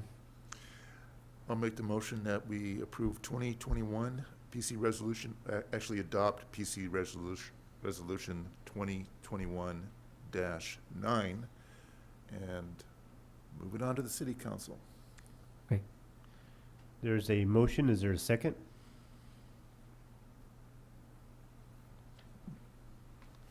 I'll second it. All right, we got a motion and a second. Further discussion? If there's no further discussion, can we have a roll call vote, please? Certainly. Commissioner Roxanne Stevens. Aye. Commissioner David Huboy. Aye. Commissioner Salvador Mora. Aye. Commissioner Kevin Henderson. Aye. Chairperson Munzer. Aye. Motion passes. Thank you. Great, thank you. Moving on to new business. Is there any new business? Thank you, Mr. Chair. There is no business at this time. Is there? Abraham, can I add a brief general plan update for new business? Yeah, that's fine. If that's okay Thank with you. the plan, Mr. Chair. Yes, of course, please. Well, hopefully you're not going to steal my thunder. I wanted to congratulate Roxanne might. Stevens for being appointed We're to the first. GPAC. I got to get that yes, in there before we. I think she is going to do that. Yeah. Yes, I was going to say for everyone on the commission and anyone watching that Commissioner Stevens was appointed to the General Plan Advisory Committee as our second commissioner alongside Commissioner Huboy, as well as council members Velasquez, Mayor Velasquez, and Councilmember Resendez. And then I would also just like to announce once again our upcoming meetings.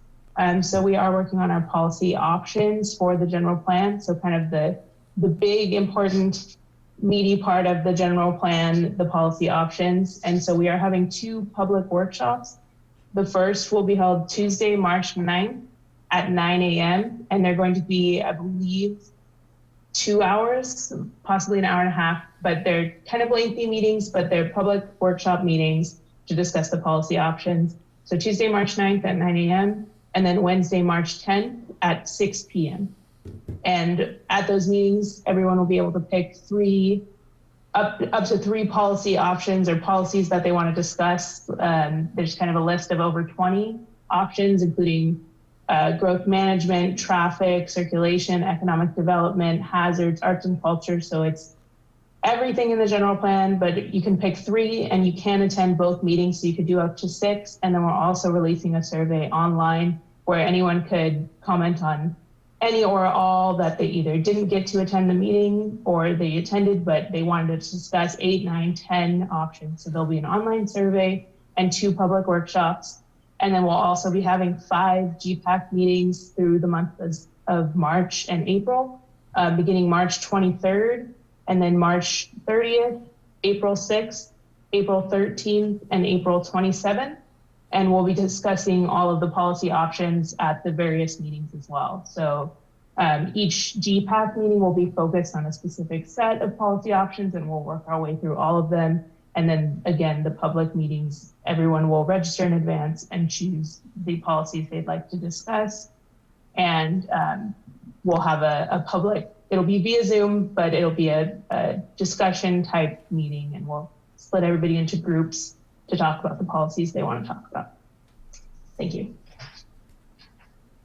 So Kelly, can I just clarify? So the 2 public forum meetings, you are allowed to attend both, or you're encouraged to be, or either one way? Because when I went in to register, it only allowed for 1 selection. So do you just have to go back in and register for both? Is that So you can go back in and register again for both, and then just register for different,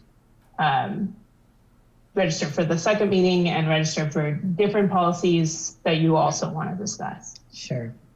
And then Also, I guess I guess just to continue with the announcement piece, there was 3 community positions that were added. So before was just now there's 3.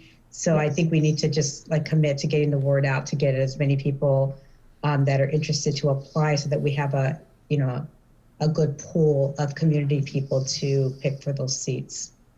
Yes, thank you. I forgot to add that there are 3 vacant GPAC positions for public members, and that application is open.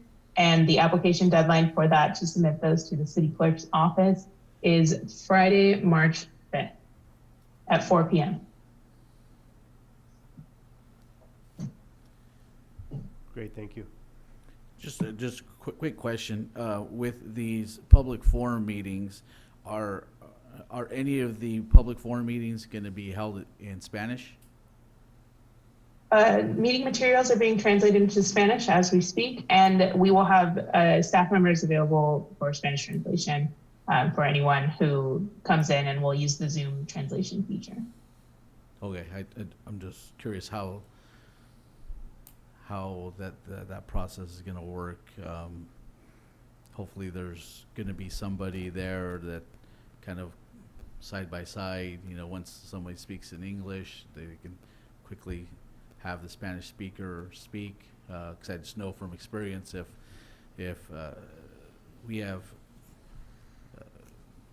Spanish speakers sign up and they log on to a meeting or attend a meeting and they hear nothing but English from the beginning, kind of turns them off a little bit and they kind of shy away from participating. So maybe that we advertise that that we will have translators there.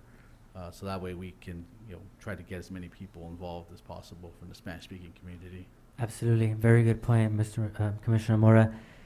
Yes, if just putting it out there, if there is any, if you know of anybody who is Spanish-speaking, which we do have a big percentage in our community, please refer them to us, and we would be more than happy to get them on board, registered, and be ready for Spanish translation during these workshops.